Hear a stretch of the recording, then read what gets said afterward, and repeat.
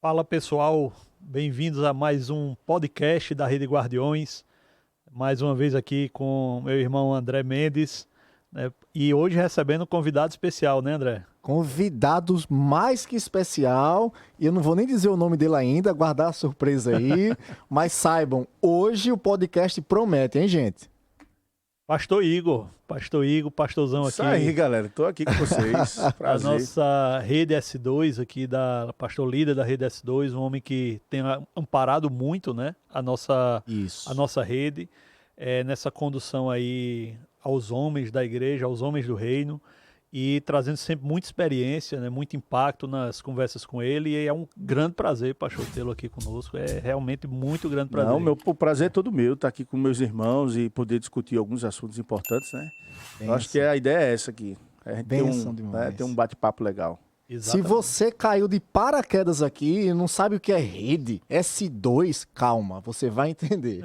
O nosso podcast é um podcast de homens, né? Por isso que a gente chama Rede de Homens aqui da Igreja Cidade Viva. E o pastor Igor, ele é o líder do Ministério de Casais, por isso que chama S2, entendeu? Então, fica aí. Vai valer a pena, eu tenho certeza que vai edificar a sua vida. Pastorzão, mais uma vez, seja muito bem-vindo. Como o Igor falou, é um privilégio, uma honra ter o senhor aqui conosco. E desde já agradecer esse apoio que a rede de casais dá para a nossa rede de homens, é essencial. A gente entende que um meio que complementa ali o outro, mas antes de mais nada, a gente precisa saber quem é Igor, para depois entender quem é pastor Igor. Qual dos dois? Qual dos dois? Porque... Igor com H aqui, ó. Ele é Igor, eu sou Igor. Vou dizer a diferença, é porque ele tem R e eu não tenho R. O meu é mais complicado, o meu tem H, o dele não tem H. É I, o dele é com I, o meu é com Y. Isso é complicado. Você teve trauma na infância, não teve com o nome? Tive, mas eu acho que o seu trauma foi maior. O meu é pior. Eu dizia, mãe, por que meu nome é assim, mãe? Aí minha mãe, não, foi sua tia que deu esse nome, eu aceitei. Mas mãe, é um nome russo, né? Igor é um nome russo, né? E aprendi com isso, mas é complicado, porque todo cadastro eu tenho que soletrar o meu nome, toda vez. Então eu já estou acostumado, né? É isso aí, gente. Quem é o Igor antes do pastor Igor? Eita, cara, você tocou no assunto... Ou quem foi, né? Eu sempre trabalhei... Eu comecei a trabalhar desde cedo, né? Eu vim de uma família de classe média, né? Meu pai sempre trabalhou muito, sempre trabalhou em grandes empresas, né? A Mesbla, a antiga Mesbla. Lembro bem. Ele trabalhou na Fininvest. Ele sempre teve essa carreira da área bancária, né? Financeira. E eu acabei seguindo, né, esse momento com ele, né, de trabalho, de profissão. Mas aí, falando um pouco de mim, é um cara extrovertido, um cara alegre, bem com a vida. Cara, eu acordo todo dia feliz, né? Tive muitas coisas na infância, coisas boas, coisas ruins. Sim, mas o maior de tudo, teve muita coisa boa, de jogar bola, de viver a infância, né? E interessante, quando eu estava conversando com o casal, eu lembro da minha infância a partir dos 2 anos de idade. Quando meu pai me levava para a Ilha de Paquetá, no Rio de Janeiro. Meu pai, se estiver ouvindo aí, ele vai lembrar disso aí. Na Ilha de Paquetá. E, cara, engraçado que meu pai e minha mãe teve uma ideia, né? Colocar eu e meu irmão para aprender a nadar cedo. Então, ele levava a gente para a Ilha de Paquetá, era um clube, né? Na ilha. Eu me lembro que era uma serra. E eu lembro de detalhes que ele dizia assim, pode tomar banho. Ele me soltava confiança, né? E sabia que eu sabia nadar com 2 anos de idade e me soltava lá. E eu não esqueço, cara, que ele ensinava como pegar na boia, a referência de pai, né? Isso. Sistemal, pega aqui na borda para você não se afogar. E ele deixava a gente solto. E aí eu lembrei disso ontem, conversando com um irmão aqui da igreja, né? Sobre a infância, a importância de relembrar, né? Que nós somos, o que nós se tornamos, né? Mas eu sou esse cara, trabalhei sempre em banco antes de ser pastor na minha vida, né? Trabalhei minha vida toda em alguns bancos, né? Fiz minha carreira toda na área de gestão. E chegou um ponto ápice que Deus mandou parar tudo. Para tudo, você vai ter que reconstruir tudo de novo, né? Relacionamento com esposa, relacionamento com minhas filhas, relacionamento com a igreja, relacionamento com os irmãos, família... porque era um cara que focava muito em trabalhar, né, a sessão profissional, e acabou que chegou um ponto que isso acabou desgastando, né, dentro da própria família. E aí eu tive essa experiência e tomei uma decisão. Eu não quero mais ser esse homem, eu quero ser um homem diferente. E eu pedi a Deus para ser o homem da palavra, né? Aquele homem que está escrito ali, que ele quer que a gente, que nós sejamos esse homem, né? Você falou 3 pontos aí, e aí a gente vai explorar um pouco esses 3 pontos que chamam bastante atenção, né, Igor? Que é o que a gente vive muito isso na nossa rede, esses desafios. Primeiro, essa referência de pai, que você lembra até hoje, isso com certeza formou também o seu caráter. Formou, com certeza. Esse segundo ponto de analisar aí, opa, peraí, tem alguma coisa errada aqui, eu preciso, Deus está dizendo, e a gente vai entrar um pouco nisso, como é que você escutou essa voz de Deus, ou como é que você percebeu que precisava ter essa questão. E o terceiro ponto, que eu só focava no trabalho, pensando no dinheiro, porque muitas vezes, e a gente precisa falar um pouco sobre isso, o homem acha que seu provedor é apenas chegar com um valor ali no começo do mês ou no final do mês, pronto, fiz a minha parte, tá aqui o dinheiro, te vira. Exatamente. Então, esses 3 pontos, né, Igor? Eu penso que seja algo que a gente pode debater melhor, né? Isso. Geralmente... E aí ele explica como é que chegou a ser pastor. É bem interessante. Geralmente essa visão, né, do homem que a masculinidade dele está na provisão do lar, isso atrapalha bastante. Eu acho que talvez, né, todo homem, uma boa parte dos homens, eles tiveram essa oportunidade de uma autorreflexão. Eu passei por isso. Hoje eu comentava com o André, né, e com o pessoal lá da liderança da rede, né, que, por exemplo, um dos maiores riscos em termos do meu casamento, né, onde a gente passou mais um período de abalo, foi quando eu era muito intenso, né, em atividades, né, até atividade da própria igreja, né, intenso, segunda eu estava ali, mas que eu não estava presente em casa, então era aquela presença ausente, então sempre com a cabeça longe, até um ponto que eu parei e vi, pô, isso está afetando meu casamento, então tem alguma coisa errada. E aí, obviamente, o diálogo ele é muito importante, né, dentro do casamento, mas uma autorreflexão, né? A gente passa diariamente o processo de autorreflexão e a gente precisa ser estimulado. Então, eu acho que esse seu depoimento aí já é mais um ingrediente em cima da importância do homem se analisar. Até porque, Igor, isso é um fato que acaba atrapalhando a formação, né, do homem, da família.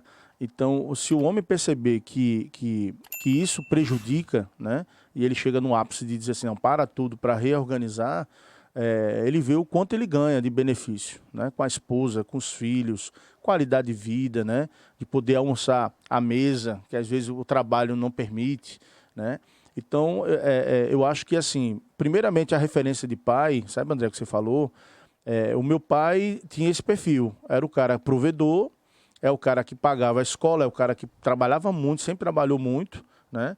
Mas chegou um ponto que eu me lembro que pequeno, que minha mãe que me ensinava a fazer matemática, né, a somar, minha mãe que sentava comigo, fazia... E esse era o perfil de família, né? O pai saía para trabalhar, traz o recurso, e a mãe ficava em casa e cuidava da casa.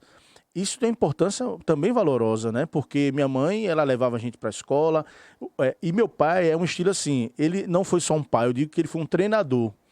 Então, meu pai, ele confiava em tudo. Por exemplo, você vai a pé para a escola, eu vou lhe ensinar o trajeto todo e você vai... E era longe, porque, por exemplo, eu morava em Recife, eu morava num ponto de ônibus, que ele deixava eu pegar o ônibus sozinho, com 10 anos, com 11 anos, né? E ele mostrava o caminho todo e dizia, ó, que se algum homem lhe abordar, essa coisa da pedofilia, ele já ensinava, né? Ó, se o cara lhe oferecer uma bala, não aceite. Olhe sempre para frente, não olhe para trás. Se tiver um posto de policial, você para. Quer dizer, não era um pai protetor, mas ele preparava. Mas era um pai que trabalhava muito. Então, assim, e aí, porventura, minha mãe trabalhava no final de semana e meu pai, no final de semana, ficava com a gente, né? Mas o meu pai, por exemplo, ele nunca sentou comigo para estudar. Uma vez eu questionei, pequena, minha mãe, por que pai não senta com a gente aqui para nos ensinar? Aí a mentalidade, né? Não, porque o seu pai é o provedor, o seu pai é aquele que trabalha, ele paga a escola, isso é a minha função, né? E aí você cresce com esse pensamento, você casa e você vai fazer o mesmo, vai multiplicando, entendeu? Exatamente isso. E essa multiplicação que é o problema, né? Porque você não enxerga, para você aquilo é normal, você não está pecando, você não está errando, né? Até que chega o X da questão, que Deus chama a atenção, né? Então, esse pai, para mim, foi uma referência, sempre foi, né? Mandar um beijão aqui para ele, seu Roberto, vulgo Neném, A gente só tem tamanho, é gigantão, paizão, é um avôzão, né? Mas que eu amo muito meu pai e minha mãe também, lógico, que se eu não falar nela, ela fica com ciúme. Ela fala, você só fala do seu pai. Não, eu falo da senhora também, né? Mas ele foi um pai desse estilo, né? Trabalhador, sempre pontual no trabalho, ensinou muito a trabalhar, ser um homem no trabalho. Olha, você tem que ser um homem no trabalho. Eu quero que... a gente morava em Boa Viagem, teve um tempo que a gente veio do Rio, mas morou em Boa Viagem. E a gente tinha que voltar para o Rio. Igor é recifense. É recifense, pronto. Eu sou pernambucano. Veja, né? eu sou pessoense. Pessoense, pessoense? Mas morei 14 anos em Recife e trabalho em Recife. Entendi. Né? Eu jurava que tu era recifense. Não, mas os meninos são os dois. Não, eu sou pernambucano. Amo a minha cidade, mas praticamente eu fui criado no Rio de Janeiro. Aí meu pai fez assim, olha, a gente vai embora daqui de Boa Viagem, vamos morar no Rio, vamos voltar para o Rio. Né? A cidade... E meu pai é carioca. E aí foi quando ele disse, olha, lá você vai viver uma nova experiência. Eu quero que você trabalhe e estude. E aí eu com 14 anos era aquela meta, arrumar um emprego, arrumar um trabalho. E meu pai disse, nunca diga que não saiba, se não souber, informe, seja honesto, seja verdadeiro, seja pontual, dê o seu melhor. Né? Então, logicamente, ele me ensinou para a vida, né? Tanto ele quanto a minha mãe, né? Mas eu digo que ele explicou muito sobre isso. Eu me lembro que o meu primeiro emprego lá era como office boy no Rio. Então, o Rio é gigante. Aí ele dizia assim, olha, você vai entregar na rua tal, lá no centro do Rio, Rua do Carmo. Aí rapaz, onde é a Rua do Carmo? Aí meu pai, você vai fazer o seguinte... Não tinha celular, não tinha celular. Você vai pegar o cartãozinho de orelhão, você vai me ligar. Aí eu ligava para a Fininvest, do trabalho dele, ele trabalha na diretoria de risco. Aí eu ligava para ele e ele dizia, qual o endereço? Eu dizia, pai, o endereço é esse. Olha, você vai pegar a rua tal. Quando chegar, dava todo... Rapaz, era fantástico. E fui aprendendo, né? Conhecer todas as ruas no Rio, e hoje eu conheço muito o Rio, né? Domino onde é as ruas e tal. E ali foi um presente, né? De começar a trabalhar, né? Começar a formar minha carreira profissional. Né? Comecei numa empresa pequenininha no centro do Rio de Janeiro, que trabalhava com várias empresas grandes. Esso, McDonald's, Coca-Cola. E eu fui vendo aqueles executivos... Amadurecendo. Eu me espelhava. Caramba, o cara é diretor da Esso. Referência. Mais uma Aí vez, eu sentava na mesa do cara, com 14, 15 anos de idade, com a pastinha, para entregar o documento, né? Que a gráfica... Era uma gráfica que eu trabalhava. E eles produziam os materiais das empresas, de reuniões. E eu tinha que levar para reunião. Então, os caras tinham horário. Então, teve uma hora lá que eu cheguei numa reunião da Esso de marketing. E os caras, não, entra aí, cara, a reunião vai começar agora. Eu sentei lá quietinho, fiquei olhando e fui aprendendo. Eu fui olhando aquele mundo ali e falei, rapaz, é isso que eu quero para mim. Né? Trabalhar com equipe, trabalhar com vendas ou com metas. Né? E quando eu fiz meus 18, 19 anos, que o sonho era entrar na aeronáutica. Aí eu me inscrevi na aeronáutica no Rio, que eu queria ser policial da aeronáutica, que existe. Muita gente não sabe disso. Mas no Rio existe a polícia da aeronáutica. Então eu bati o olho, disse, eu quero ser do 3º Comar, que é no Galeão não, que é no Santos Dumont. E lá foi minha seleção. Então eram 6 mil homens para 90 vagas. E eu estava determinado, cara, para entrar. Eu fiz todos os meus exames, paguei tudo por fora. Eu quero usar aquela farda e não sei o quê. 6 mil pessoas na fila, eu lá esperando. Quando chegou no pente fino para fazer a seleção, aí eu fiquei como um excesso de contingente. Recebi a carteirinha, triste da vida. E ele disse que o que isso significa. Resumindo. Capitão, você está na reserva. Aí, foi uma decepção. Aí eu disse, eu quero falar quem é o seu chefe. Eu fiz isso, cara. Quem é seu chefe? Aí ele fez, é o brigadeiro. Para você falar, é o brigadeiro. Então eu quero falar com o brigadeiro. Seja quem for, mas eu preciso falar porque eu quero colocar a minha vontade de servir aqui as Forças Armadas, principalmente a aeronáutica. Aí ele, então, não tem problema não, vou marcar a conversa agora. Aí me mostrou lá no gabinete, eu sentei, né? Tremia todos. Chega o cara todo fardado lá, o superior dele, né? E aí me deu uma aula sobre Forças Armadas, por que eu não estava ali. A quantidade de vaga é muito pouca para a quantidade de inscritos, como eles selecionavam, né? E vários detalhes ele foi explicando, fardamento, que é muito caro. Rapaz, o cara deu uma aula e disse, olha, infelizmente você não vai poder, né? Nessa época eu já trabalhava, então ele disse, você já ganha muito mais do que aqui, então você vai se sujeitar. Eu falei, meu irmão, eu peço minha demissão hoje, e eu vim para cá.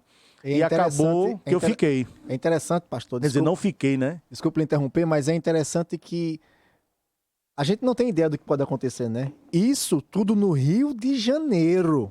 Isso. E aí, hoje, pastor em João Pessoa.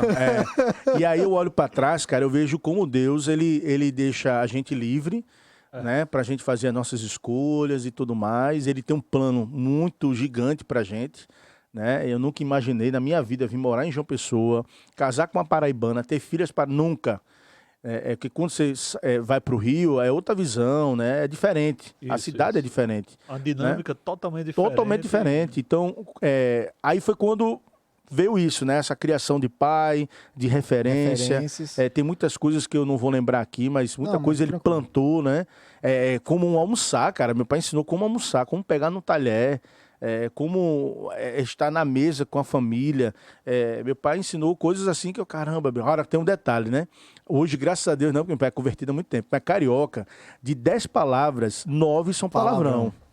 Então, meu irmão, eu aprendi muito palavrão. Aí isso foi ruim. Era muito palavrão. E é um tal de né? E aí, depois que, logicamente, né, a gente conhece Jesus, a gente vai mudando, né? E aquilo não faz parte mais do nosso vocabulário. E aí eu percebi o quanto o carioca fala palavrão, né? Muito, né? Então, por exemplo, meu pai nunca jogou bola comigo, né? Mas foi um paizão, você vê, né? Mas nunca jogou bola. E uma vez eu questionei, pai, por que você nunca joga bola? Porque os pais dos meninos jogavam bola com a gente, meu tio Marcos, mandar um abraço para tio Marcos, né? Que sempre, meu padrinho, sempre jogou bola comigo, com os primos e tal, e meu pai ficava sentado olhando. E eu ficava, pai, bora. Ele, não. Aí uma vez eu questionei, pai, por que o senhor nunca joga bola? Aí ele fez, filho, porque meu pai nunca jogou comigo. Eu não sei jogar bola. Então, como é que ele ia jogar bola comigo?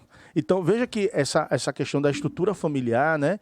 Ela é muito importante, cara. E os detalhes, você vai percebendo, caramba, bicho, como é importante jogar bola com o filho, como é importante você... uma sobrinha agora, no meu aniversário, mandou uma mensagem dizendo... Ela lembrou de quanto eu ensinei ela, quando pequena, a jogar vôlei. E eu entendi por isso, porque ela está passando por um processo de divórcio dos pais, aquele clima ruim, né? E ela olhou para mim e viu como uma referência. E eu percebi que, na verdade, no fundo, ela queria que o pai jogasse com ela. Essa é a verdade, né? Essa questão da estrutura familiar que a gente tem, né? O quanto ela impacta. Sempre atrás da história, atrás dos nossos pais, existe a história deles, né? E que, muitas vezes, essa história deles, ela é ocultada, né? Até dentro da própria autoavaliação dele, e ele passa a criar a gente seguindo os modos de como ele foi criado, né? Com as sequelas e cicatrizes de como ele foi criado. E às vezes a gente não entende, né? Como você diz. E culpa os pais, né? E culpa os pais. Muitas vezes isso. E você diz, pai, por que você nunca jogou comigo, né? Eu tenho, em uma outra oportunidade, alguns já ouviram muito o meu testemunho em relação ao meu pai, né? Meu pai é um cara muito duro, assim, e a gente teve uma história muito complexa, infelizmente não é mais vivo, né? Tudo que eu gostaria de ter me relacionado com ele ao longo da minha vida, da forma que eu imaginava, a gente conseguiu viver, né? De forma gradual e crescente nos últimos anos de vida dele. Mas assim, eu lembro que na conversão Deus me mostrou porque ele era daquele jeito, né? Ele era um homem do coração tão bom, mas de uma criação tão dura. Assim, aprendi a viver, né, trabalhando desde criança. A gente fazia obra em casa, andava com ele. Teve uma época que ele era caminhoneiro, a gente viajava com ele. Então não era vida mansa, não. Ele ensinou a gente a ser gente. E depois, quando eu me converti, Deus me mostrou que isso era a única forma que ele entendia de sendo uma forma de nos amar. Era a forma que ele nos amava, era nos servindo, nos preparando para as coisas, para não viver uma vida dura que ele tinha vivido. Isso. Mas eu tinha muita raiva dele, né? Chegou num ponto que eu não tinha, a gente não tinha diálogo. E na conversão, né? Aí você fala, eu falava muita palavrão, não sei o que, quando você se converte, muita coisa muda, né? Você tem uma reviravolta. E uma das principais coisas que aconteceu comigo foi eu uma vez clamando a Deus, né? Orando, Deus, então tira essa mágoa que há de mim. E Deus veio aquela vozinha, olhe para o passado dele. Sem brincar, eu digo para todo mundo isso. Aí... eu atendo muitas famílias, homens, né? E que Deus me dá a oportunidade de ter esse discernimento da conversa ali, no bate-papo.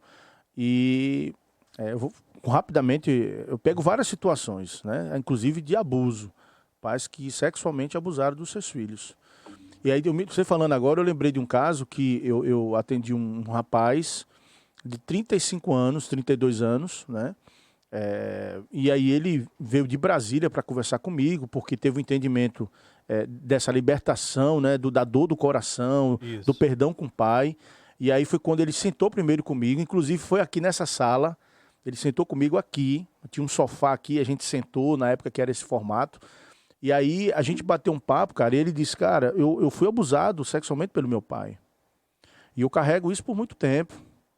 Eu tenho hoje vários sintomas. Eu sou virgem, mas eu gosto de homem e gosto de mulher. Só que eu nunca tive relacionamento sexual. Sou virgem mesmo. Faço terapia, mas interessante. Ele faz terapia, mas não fala a verdade.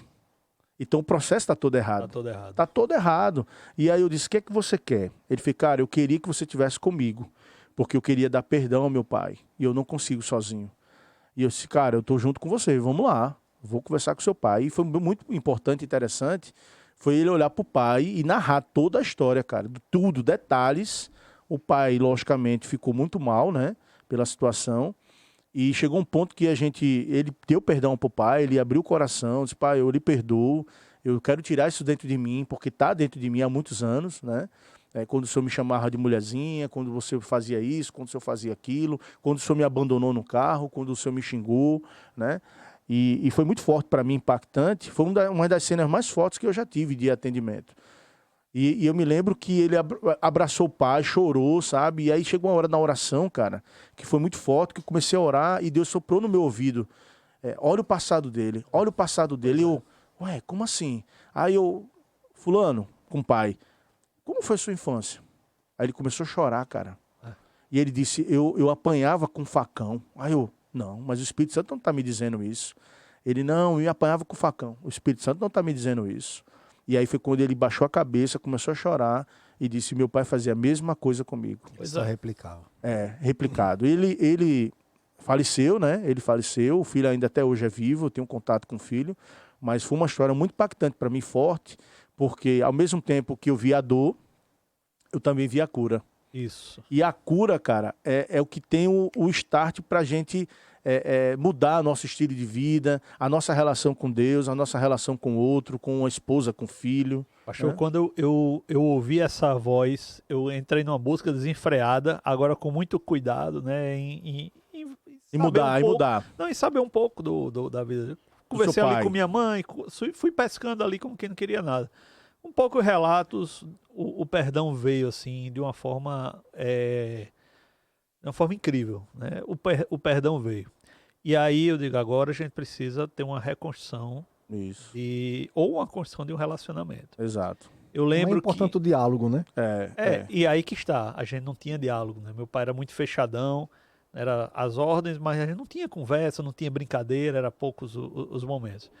E eu lembro quando meu filho mais velho, assim, só pra gente seguir aqui mas ele era pequenininho, ele tinha medo do meu pai, né? Tinha medo do avô por causa do jeitão. Eu digo, rapaz, como é que eu vou resolver isso? Aí Deus me deu o estalo. Haja com seu filho na frente dele, do jeito que você queria ele tratasse. Se relacionar com ele. Foi perfeito. essa estratégia. Isso foi quebrando meu pai de uma forma extrema. E eu via no olhar dele, eu via que era aquilo que ele queria fazer. Exato. E ali a gente foi construindo, né? As características dele existiram. E aí Deus foi trabalhando também na vida dele. Cara, porque, por exemplo, você falou uma coisa interessante. Meu pai é um pai maravilhoso, mas meu pai teve vários erros. Meu pai, por exemplo, batia da gente de forma exagerada. Uma outra cultura, né? Era outra cultura. Meu pai tinha um negócio de uns assovios lá, meu irmão. Quando ele assoviava, metia carreira. Porque o meu só passava olhar pra mim. Parecia, ele olhava pra mim assim, eu já... Ora, ele assoviava pra acordar, pra ir pra escola. Fazia um assovio. E o cara tinha que se levantar, parecia exército. Aí todo mundo entendia que meu pai era militar. Que o meu pai viajava muito, né? Vários estados, por causa da empresa, né? e o jeito dele, né? Altão, aquela coisa, né? Aí, por exemplo, tava na roda de amigos, que eu acho que isso é muito importante também falar, é a educação, né? Sim. Então, meu pai disse, ó, no dia que tem adulto, eu não quero... Criança não é pra estar batendo papo, nem se meta na conversa, né? Peça licença, dê boa noite, pois não, sim senhor, senhora, que isso está se perdendo cada vez mais, né? Sim, Da bênção, né? Sim. A bênção do pai e da mãe. Infelizmente. Mas meu pai tinha um negócio, cara, de agressão, que meu irmão era fora do normal. E você carrega isso, não tem como, essa agressividade, né? E aí chegou um tempo que ele olhou pra mim, acho que com 13 anos, eu acho, não me lembro direito, mesmo que ele botou a gente, eu e meu irmão, pra sentar no sofá assim, disse, a partir de hoje vocês são homens, e a partir de hoje, papai não bate mais em vocês. Aí eu falei, caramba, pai, esse ano todo dia. Esperei por esse dia. Eu sempre fui muito brincalhão, né?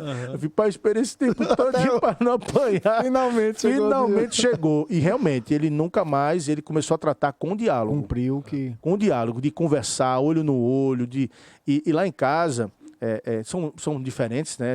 Cada um tem uma peculiaridade, né? Sim, sim. Mas eu sou muito comunicativo, eu sou de conversar. Eu me lembro que uma vez eu me apaixonei por uma menina, novinho, eu tinha 11 anos, eu acho. E eu falei, mãe, como é se apaixonar? E eu acho que eu tô apaixonado. Então eu tinha essa abertura com a minha mãe de conversar sobre qualquer coisa. Que hoje em dia isso é muito difícil, E minha mãe, olha, é o seguinte, você vai tratar a mulher assim, como é que tá seu coração? Eu falei, mãe, eu acho que eu tô apaixonado, vou pedir namoro e tal, né? E engraçado que a menina tinha algo em comum na família, assim, se conheciam, e eu não sabia, né? Mas eu tinha essa abertura com a minha mãe de conversar qualquer coisa, até hoje, sobre sexualidade, sobre coração, sobre filho, sobre tudo, né? E meu pai tinha esse perfil. Aí eu tenho, você falando de decepção, né? De, poxa, mas Deus transforma. Eu nunca conheci, eu vim conhecer com 17 anos meu avô paterno. E meu pai, pra você ter ideia, meu pai com a minha avó fugiu no Rio de Janeiro pela janela da casa, porque meu avô era alcoólatra. E ele batia muito na minha avó. Então esse era um relato que eu tinha, né? Então era um cara alcoólatra que batia na esposa e os filhos fugiram. Literalmente. Desde que ela fugiu, Igor, ela não voltou mais para ele. Ela tem 90 anos. Nossa. É muito tempo. Então, o que aconteceu? Meu pai, seu avô tá vindo aqui no Rio, ele é de Fortaleza, minha avó é do Pará, né? Então, é um sangue bem... É tudo indígena, o negócio o bicho pega. E aí, o que acontece? Chegou um ponto que meu pai falou, você vai conhecer seu avô, vai ser muito legal, tal. E eu fiquei com aquela expectativa, né? Caramba, eu conheci meu avô, ele era da Marinha, então tinha várias experiências. E, cara, pra mim foi a maior decepção de referência masculina na família. Porque quando você não conhece a Cristo, a verdade é essa, né? Porque Cristo, ele muda, né? O nosso ser por completo, a nossa mente, nossa forma de falar, como a gente já falou, a nossa percepção de vida, né? E eu não era crente, com 17 anos eu não tinha nem sonhado em me converter, 16 anos. E aí meu pai me apresentou, eu tinha ele como assim, caramba, cara, eu vou conhecer meu avô, quero saber da minha referência, como foi. E, cara, foi a pior decepção. Ele frequentava o AA, né? Ele já estava liberto do álcool, mas ele tinha a sexualidade muito aguçada, não podia ver uma mulher na rua. Eu, caramba, bicho, que negócio sem sentido, né? E aí foi quando eu me deparei, ele foi morar com a gente em casa, e eu me deparei com ele gritando com a minha mãe. E aí, cara, eu tinha um problema de sanguíneo, né? Essa coisa do colérico e tal. E aí eu disse, olha, é o seguinte, aqui... Foi pra cima. Fui pra cima e disse, aqui o senhor não vai gritar com a minha mãe, não. E, logicamente, se fosse hoje, eu faria diferente. Uhum. Mas, cara, eu tirei ele de casa. Eu tirei meu avô de casa, literalmente. Do jeito que eu tinha 16 anos. Eu tinha uma autoridade, eu sempre fui muito forte, assim, nas decisões, né? Uhum. E aí eu disse, olha, é o seguinte, aqui em casa você não vai fazer isso, porque a minha mãe tá cuidando do senhor, a minha mãe tá fazendo café da manhã, e a briga foi porque ela não botou o café no horário que ele queria. Aí eu disse, minha mãe nunca fez isso, cara, com meu pai, com minha mãe. Meu pai nunca exigiu isso da minha mãe, a gente nunca exigiu. A gente sempre trabalhou, sempre... E o senhor fazendo isso com a minha mãe na minha frente, não vou aceitar, não. E aí foi uma discussão, né? E aí foi um rompimento. E aí a gente passou a cuidar dele. E aí chegou um ponto que a gente descobriu, eu trabalhava já em banco, aqui em João Pessoa, e minha avó foi receber o benefício, estava bloqueado. E quando estava pelo código, né? O banco, ele tem, para cada situação, ele tem um código. E quando é morte, eu esqueci o código agora, porque faz muito tempo que eu não trabalho em banco, mas tinha um código lá que eu já sabia que era morte. Eu falei, ele morreu. E ela, como é que meu benefício está bloqueado aí, a pensão, né? Aham. E a gente foi atrás, cara. E cadê achar esse homem? E a gente foi achar ele em Minas Gerais, quase como indigente. Poxa vida. Foi uma dor assim muito forte. Eu me lembro da cena quando meu pai soube da notícia e meu pai caiu em choro, né? Por conta da referência do pai, que era a referência que ele tinha também como pai, né? Por mais que tinha sequelas, mas era o pai Era o dele. pai sim, dele, né? Era o Pastor pai Igor, dele. a gente falou aqui muito bem sobre a questão da referência, que é muito importante, e a gente entende, né, e vê as consequências de quando se tem uma referência positiva e quando essa referência é negativa, ou quando nem se tem Isso. a referência.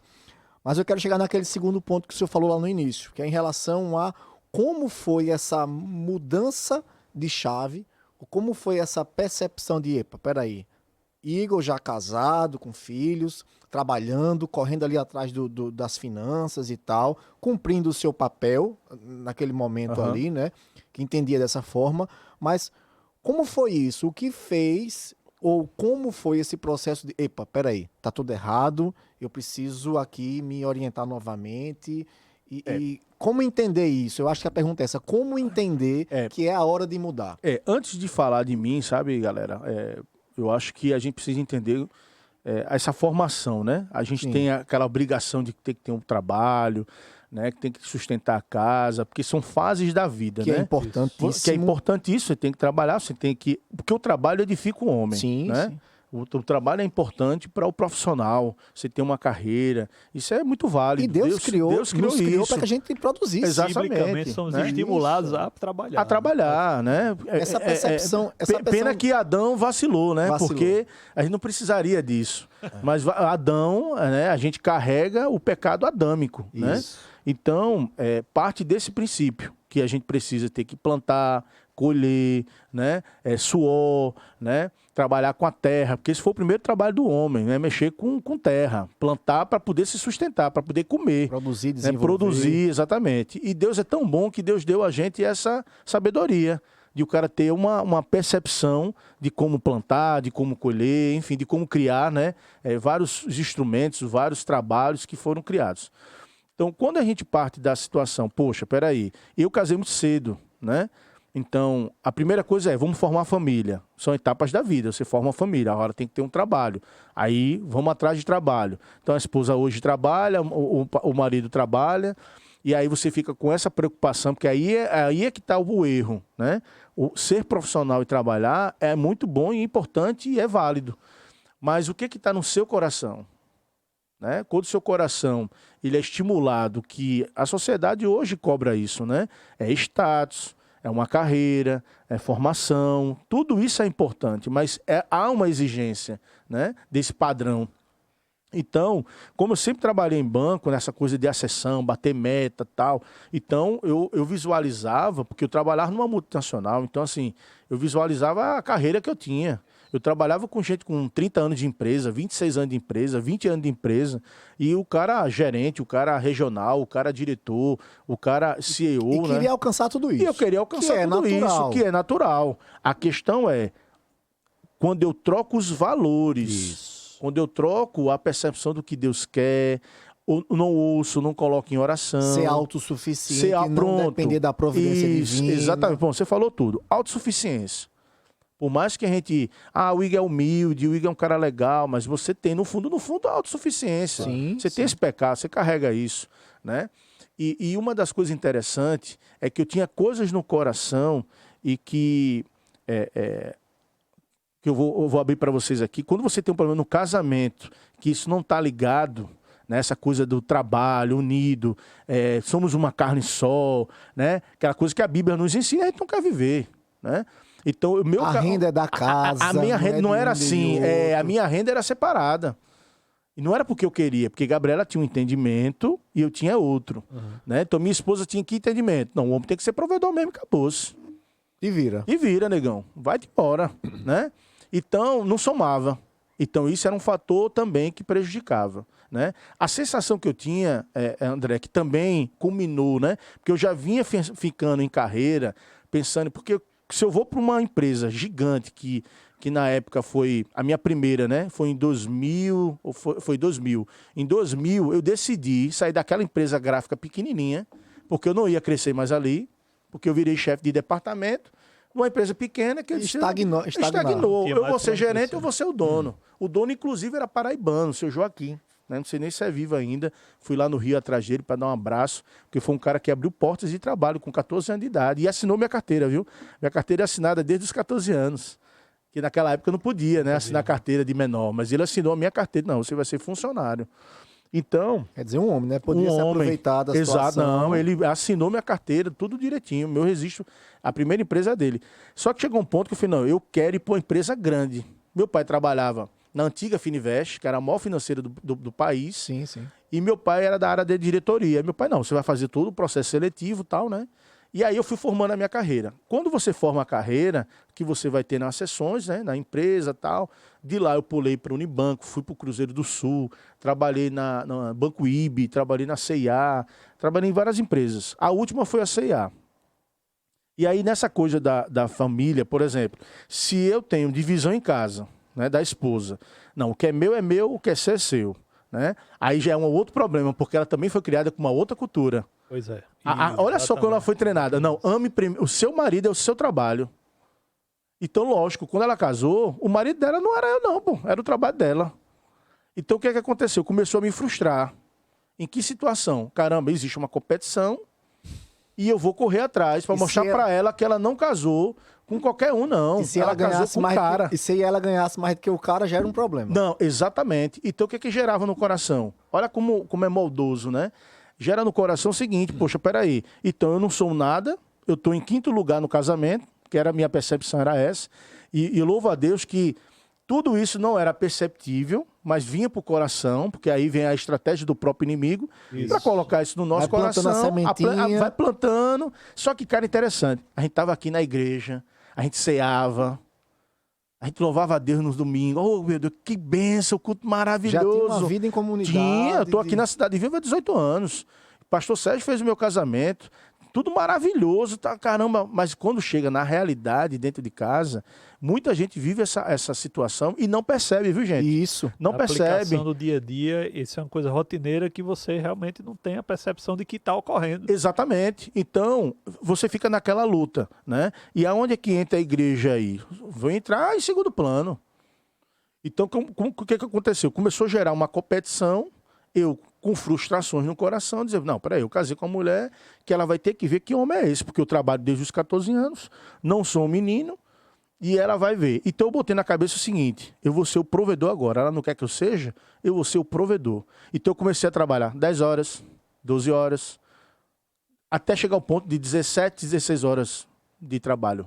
Motivação totalmente errada. Totalmente errada. Mas aí eu dava resultado, né? Fui promovido várias vezes, dei o resultado que a empresa queria. Tipo, não é isso que você queria, tá aqui. Isso, pronto. Aí eu fui ganhando status, né? Fui ganhando aquela coisa do trabalho. Tudo que eu sonhei tá acontecendo. Até que um dia, um chefe meu, aí eu me envolvo na igreja. Primeiro ministério foi Rede Kids, eu fui ser voluntário na Rede Kids, né? Que para mim o servir na igreja foi um divisor de águas, né? E aí eu vi o tratar de Deus também, me trazendo mais para perto, para conhecer a postura de outros irmãos. E até então, nada de Samara, né? Nada de... Samara foi a minha primeira líder, cara, do Ministério Infantil. E interessante que como foi que aconteceu? Só para vocês entenderem o contexto, claro. Porque tudo... E nada de chamado pastoral aí, né? Não. Eu trabalhava num banco, extremamente ocupado, não multinacional, extremamente ocupado. E um dia eu estava num culto e minha filha, a mais velha, que hoje tem 16 anos, eu fui deixar no Kids e a voluntária olhou para mim e disse, você não pode ficar com a sua filha não, porque não tem voluntário. Rapaz, eu saí daqui chateado, eu saí daqui, veja como são as coisas, né? Eu mandei um e-mail, cara, para Samara reclamando, porque não tinha voluntário naquele domingo e eu queria assistir o culto. Era o famoso cliente. O famoso cliente, o famoso consumidor. Aí Samara, sabiamente, cara, me deu uma resposta. Estamos precisando de voluntários, venha me ajudar. Cara, foi a motivação que eu precisava, numa sabedoria, né? Quero mandar um beijo aqui para Samara, minha primeira líder. Ela cuidou, sabe? Ela me ensinou muita coisa, né? E aí foi quando eu me apresentei no outro domingo, Igor e André. No outro domingo eu me apresentei. Ó, sou o rapaz do meio, quero lhe pedir perdão e tô aqui para servir. Aí eu entendi qual era o meu papel dentro da O igreja. cara falou com um brigadeiro lá da aeronáutica, não ia falar. Aí eu botei, vesti a camisa do Kids, comecei a servir água para as crianças na bandejinha e biscoito maisena, os biscoitinhos que eles dão, né? Porque fica muito tempo no culto, aí para ajudar lá, né? E eu fazia isso, com a maior humildade do mundo. E aí, Samara, tu trabalha com o quê? Afinal, eu trabalho numa multinacional, sou supervisor dessa área, tal, da área de produtos financeiros. E ela ficava observando. Aí teve um dia que ela fez, vem cá, é verdade que você vem todo domingo de ônibus? Fiz, todo domingo. Eu pego um carro, solto ali, venho a pé, eu faço qualquer coisa. Todo domingo eu tenho que estar aqui para servir, porque é um compromisso que eu tenho. E eu fui vendo que o servir foi mudando meu coração. Ele foi moldando, eu fui conhecendo as pessoas na igreja, eu fui vendo a luta do irmão A, irmão B, e eu fui, sabe, conhecendo a dinâmica de servir numa igreja. Foi quando Samara, acho que com 8 meses, cara, Samara olhou para mim e fez, olha, é o seguinte, eu queria conversar contigo. Eu já sabia o que era, porque ela rassondava, né? Uhum. Como é que é o teu trabalho, tal? Aí ela me chama e disse, ó, eu queria que você assumisse a Rede Kids como líder. Aí o caramba, Samara, como assim? Você é um cara que é articulado, você é um cara que tem liderança. Eu vou assumir com o Sérgio a Rede S2, olha como são as coisas. E você assume a Rede Kids. Eu disse, minha irmã, tô dentro. Aí o que aconteceu? Foi bem interessante, porque quando ela sai da Rede S2, sai uma galera do voluntariado. Junto com ela. Junto com ela. Da Rede Kids. Da Rede Kids, saiu pra... aí eu fiquei, caramba, e agora? Vamos. Aí eu saí ligando, cara, pros voluntários antigos. Tinha as fichinhas. Eu saía ligando. Dentro do trabalho, eu tinha meu horário de almoço, aí eu parava lá na minha mesa e ficava ligando um por um. Meu irmão, tudo bom, fulana? Olha, quem tá falando aqui é Igor, tal. Eu tô assumindo a Rede Kids, eu queria bater um papo contigo. Aí comecei a resgatar esses voluntários, né, das antigas. E aí foi quando eu assumi o ministério. Quando o ministério estava ali decolando, a gente fazendo um bom trabalho junto com Josi, mandar um beijo para Josi, Jadiel, que eram os líderes, né, eram os caras que estavam junto comigo. E aí vem uma notícia, o banco me chama, meu chefe, num trabalho, numa reunião executiva, aquela reunião de resultado e tal. Igão, é o seguinte, cara, eu preciso de você em Recife. Eu, como assim, chefe? Não, eu preciso de você para lá para ontem. Você precisa assumir a filial lá. Aí o olho já cresceu. Qual é a filial? Aí ele fez a segundo maior faturamento do país. Eu, eita caramba. E não sei se vocês sabem, o Nordeste, ele é considerado por grandes empresas do mundo, né, como a China do Brasil, é o Nordeste. Porque ainda tem muita coisa para produzir. Desenvolver, crescer. Oportunidades. Né? Oportunidades, pronto. O mercado nordestino é uma oportunidade gigante. Então, eu peguei a segunda maior filial de faturamento da empresa. E aí o olho cresceu. Como é isso aí? Como é que é tal? Ele, cara, é o seguinte, o teu salário vai aumentar 30%. É muita coisa, pô. Então o olho cresceu. Aquela vaidade, né, que eu tinha no casamento, problema, frustração. Eita, agora eu vou dizer quem eu sou. Agora eu vou mostrar quem eu sou. E aí eu peguei todo esse pacote, como é, vamos embora. Chega em casa, queima a roupa. Gabi, é o seguinte, tô assumindo a filial lá de Recife, vamos embora pra lá. Ela fez, amor, não dá, pô, a gente tem 2 crianças, né? A Letícia acabou de nascer, a minha mais nova, né? E não dá, não tem condições. E ela trabalhava aqui? Ela não trabalhava, ela estava desempregada nesse tempo. Porque até isso Deus cuidou. Deus tira ela do banco, que ela também trabalhava em banco. Uhum. Aí ela ficou parada durante, acho que 5, 4 anos. Foi um tratado de Deus também com ela. Deus, meu Deus, não brinca com Deus, não. Trabalhar com ela a dependência. Isso, a dependência. Tirar o orgulho. O orgulho, pronto. É o orgulho. Palavra que Gabi fala hoje nas palestras dela é, eu era orgulhosa. E minha esposa vai mandar um beijo para ela, meu amor, que está comigo há 18 anos nessa caminhada. E sem ela eu não seria esse homem que eu sou hoje. Abração, Gabi. Eu não seria, cara. Porque todo homem precisa de uma mulher forte do lado. Com todo certeza. homem. Verdade. Né? Como eu costumo dizer, o homem tem que ter a rainha do lado. A mulher, ela age como uma rainha. Né? O homem é o rei, a mulher como uma rainha. Não, Deus já sabia que a gente ia precisar de uma mulher, meu irmão. Grandes reis tiveram grandes rainhas do lado. Isso. Reis fracassados tiveram uma rainha. E aí o que aconteceu? Deus paralisou ela, começou a estudar para concurso, nada de passar, meu irmão. Ela batia na trave. Teve um concurso que ela ia passar, ela esqueceu o gabarito. Foi tratar de Deus, até que eu orando, Deus disse, ela não vai passar em concurso. Desse jeito, ela não vai passar em concurso porque eu não quero. Porque eu conheço o coração dela. Diga aí. Aí eu tô lá no banco, qual foi a decisão? Amor, eu vou ficar em João Pessoa, fica aqui com as meninas, a minha mais velha já estava na escolinha e tudo mais, e Recife você conhece, é tumultuado, Isso, é. não dá para viver lá não. A dinâmica é totalmente aqui. diferente e aqui é muito melhor. Então, o que aconteceu? Eu fui para lá, morar lá, né, e ficava vindo toda semana. Então, foi uma experiência assim horrível, né, que eu não recomendo para homem nenhum, ou vai junto ou não vai, né? Isso pode fragilizar o casamento. Fragilizou, não. Meu casamento foi fragilizado, totalmente, né? Porque eu fiquei 2 anos nessa rotina. E a empresa pagava o carro, eu vinha de carro para cá e voltava. Chegou um ponto que a empresa, vou cortar a despesa. Olha, é o seguinte, tu pode pegar o carro até a parada do ônibus. A gente paga, mas daquele ponto de ônibus até João Pessoa, você vai aqueles executivos, aqueles executivos e tal, né? Isso. E eu vinha chorando, cara, no ônibus, chorando, mas ao mesmo tempo dando gás, né? Aquela coisa de dando resultado. Peguei uma filial extremamente complicada, fui mudando aquela coisa de gestão, desenvolvendo pessoas, funcionário e tal, e dando um resultado. Foi até que meu regional, depois de 2 anos, chegou para mim, cara, é o seguinte. E nisso, detalhe, nesses 2 anos, Deus falou no meu coração, você precisa fazer algo para mim. Você precisa fazer algo para mim. Só que Deus não era claro. Por que ele não é claro? Que é uma sacada de Deus, porque ele sabe que a gente é pecador, né? Que a gente é menino na fé, ele sabe tudo. Então, se ele falasse para mim, olha, sai do banco, sai dessa empresa, tu ganha bem, vai para a Cidade Viva, cara, tu vai ganhar bem menos, tu não vai ter plano de saúde, porque lá era plano de saúde top, eu ganhava 3 vezes meu salário se eu batesse o resultado anual. Então, eu tinha prêmios e prêmios e prêmios e prêmios. Então, cresce o olho de qualquer homem. Só que o meu coração estava onde? Nisso, não estava com o Senhor, né? E aí, se ele fosse claro comigo, que ia com, tu vai atender homens, tu vai aconselhar famílias, casais, vai pegar uns pepino grande. Tá ficando doido, Deus. Doido, Deus, eu tô fora dessa. Aí eu mandei um e-mail para Zé Marcelo, pastor Zé, outro queridão, é um coraçãozão. Manda um e-mail para ele, Zé, tô sentindo aqui que a gente pode criar uma cidade viva aqui em Recife, vamos criar um projeto com crianças, que lá no Recife muita criança usa droga, né? Então você vê crianças de 4, 5 anos usando crack, usando maconha, e eu fiquei impressionado com aquilo ali, porque aqui a gente não tem isso na cidade, né? Em João Pessoa é muito bom de morar, né? É muito raro você ver uma criança usando na rua isso. E lá é muito comum. Então aquilo me impactou, e eu falei, cara, vamos criar um projeto assim, assim, assim. Aí Zé, não, meu irmão, vamos morar. E eu... Caramba, Deus quer algo de mim. O que será? O que será? O que será? O que será? O que será? Aí, olha o que Deus fez. Eu aluguei um kitnetzinho perto da filial para ficar mais prático, né? E toda semana eu vinha. Aí toda semana se transformou em 15 dias.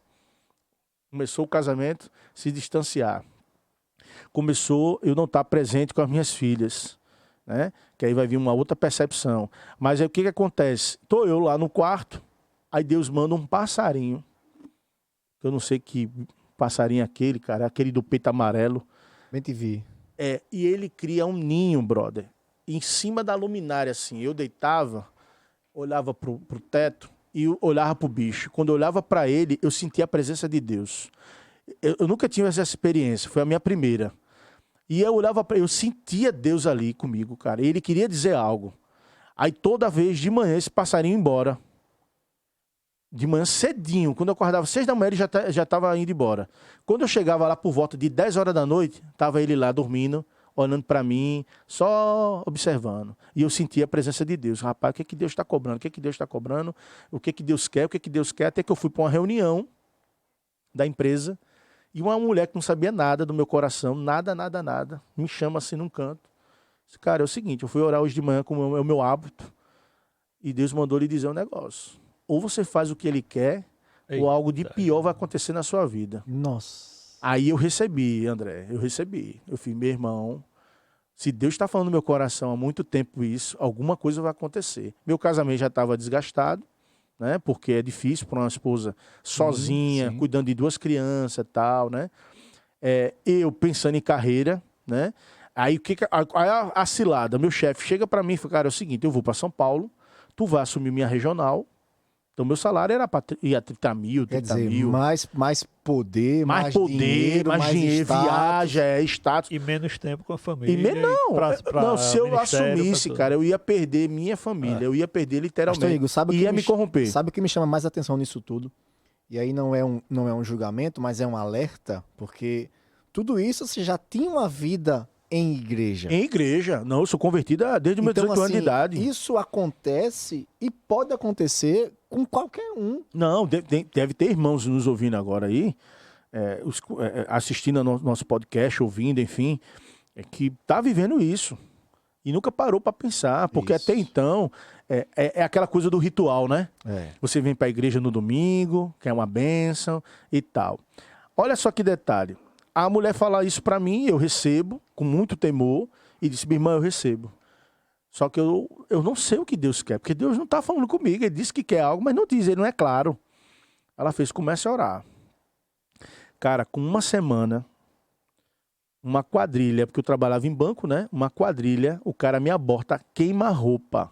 Ele entra na empresa. Se ele tivesse uma arma, ele dava um tiro na minha cabeça. Ele entrou, eu estava atendendo uns 4 clientes assim ao mesmo tempo, assinando o contrato. Ele abordou e fez assim: lembra de mim?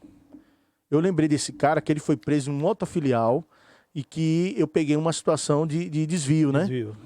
E aí, documento falso e tal. E esse cara foi detido, foi preso. E esse cara me gravou. Eu era da empresa também, eu estava resolvendo a situação toda, né? Só que foi outro filial em outro estado. E ele foi em Recife, meu irmão. Então esse cara estava disposto a matar. Tudo ou nada. Tudo ou nada. Então quando eu vi o cara, eu lembrei dessa irmã e de tudo que Deus tinha falado no meu coração. Resposta de Deus. Eu falei: caramba, o que vai acontecer? Nisso, essa quadrilha começa a botar pressão e começa a me ligar e começa a botar pressão para eu sair. Disse: olha, você tem tudo a perder aí. Você tem família. Aí falou: sua esposa trabalhou em banco, você tem 2 filhas. Tá? Rapaz, eu entrei em pânico. Eu falei: pronto, agora a ficha caiu. Agora eu tô vendo a mão de Deus me tirando daqui para algo novo. Mas ele não era claro, Igão. Não era claro. Aí foi quando eu liguei para o pastor Sérgio, né? Nervoso, choroso. Fiquei 2 dias sem dormir. 2 dias sem dormir. Né? Eu liguei para Gabi, falei: Gabi, não saia de casa, não vá fazer feira. Eu tô indo para aí agora. O que foi que houve? Não, deixa eu chegar em casa. Não saia para canto nenhum com as meninas. Eu tô chegando aí, quero conversar com você. Aí eu pedi 20 dias de licença, né? Fiquei 20 dias de férias e tal. E aí veio um turbilhão, cara, de sentimento, de dor, sabe? De arrependimento, de tristeza com Deus, de ter falhado com Ele, por conhecer a palavra, mas não ter orado, porque eu não orei, viu? Quando o cara me chamou para assumir a filial, não, peraí. Fosse hoje, não, vou orar. Então aí já veio todo esse confrontamento. Foi. Porque qual é o problema, André? Eu posso estar na igreja, mas como é que está o meu coração? Uma das coisas que eu mais falo, assim, que tenho medo. Existe uma única coisa na minha vida que eu tenho medo. Né? Tem gente que tem medo da morte, não sei das coisas. Meu medo é de dar um passo que não seja da vontade de Deus. Pronto. Esse é o maior medo. Eu não entendia dessa forma, né? Eu era um foguete. Se tivesse que ir para os Estados Unidos, para a África, eu vou, eu não tenho isso não. E eu gosto disso, eu gosto de desafio. Por quê? Aí vem um detalhe. O meu pai sempre se mudou. A gente nunca ficou muito tempo num estado. Então, por exemplo, eu morei em João Pessoa, no edifício Caricé, que é o primeiro edifício da Paraíba. Meu pai não tinha a mesbla aqui, meu pai veio transferido para cá. Sim. Então eu vim morar aqui, eu acho que em anos 90, 1990. Tinha 9 anos de idade, eu acho. Estudei no Pio Décimo, não. Pio Décimo, que é marista, né? Isso. Pronto, estudei lá 1 ano. E aí, de repente, em 1 ano, meu pai: vamos embora, vamos voltar para Recife. De Recife, vai para não sei onde. Isso era comum. Então, era comum. Então, para mim, hoje, mudança não é um problema em todas as áreas da vida. Porque eu sei me adaptar.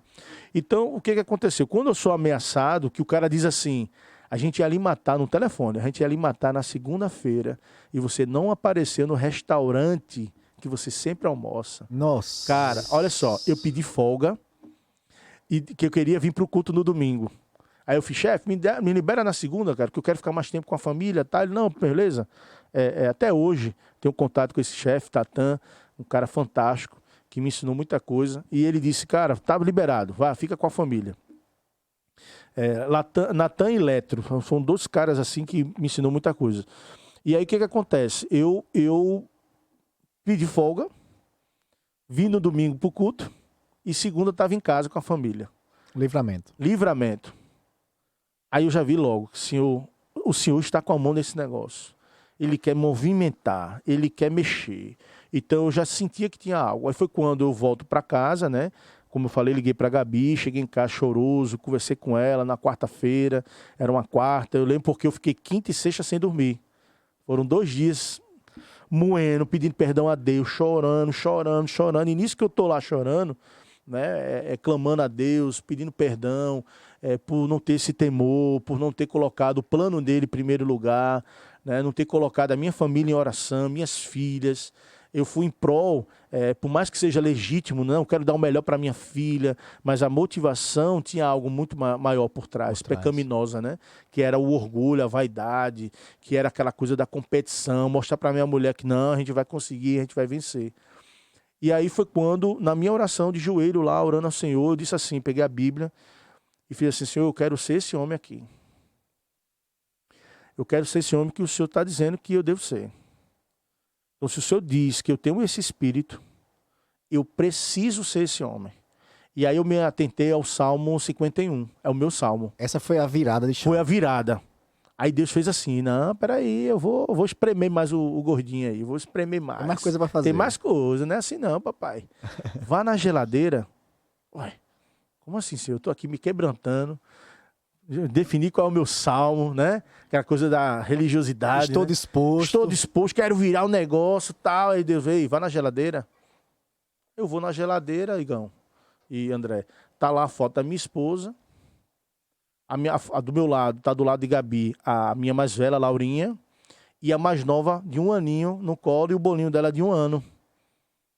E eu fiz, eu bati essa foto e fiquei confuso. E Deus, meu amigo...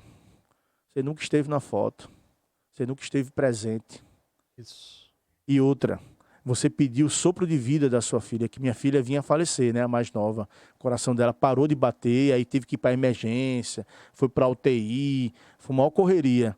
E na Unimed eu pedi a Deus, Senhor, derrama o sopro de vida dela, tira a minha, mas poupa dela. Aí Deus fez, ei, topado, meu filho, vou fazer o milagre agora. Fez o milagre. Então, lógico que se ele fez um milagre, era para todo ano eu estar o quê? Glorificando o nome dele. Isso. E aí ele me espremeu. No aniversário dela. No aniversário dela, exato. E ele digo mais, viu, filho? Você no primeiro ano não está presente e no segundo ano você não está presente. Aí, cara, eu caí em prantos. Eu pedi perdão, sabe? E eu percebia que minha filha, pequenininha, ela ficou muito apegada à mãe, né? Que é normal. Então ela mal vinha pro meu colo, quando vinha, logo pedia o colo da mãe. Era meio que um estranho ali. Era um estranho. Aí eu fiz, cara, eu vou ter que resgatar a minha relação com a bebê, né? Com a menina de 2 anos de idade, a Letícia. E, cara, foi maravilhoso. O passo a passo, sabe? De construção, de eu pedir perdão a Gabi, e de eu pedir perdão à minha filha mais velha, que na época tinha, sei lá, 6 aninhos, não me lembro.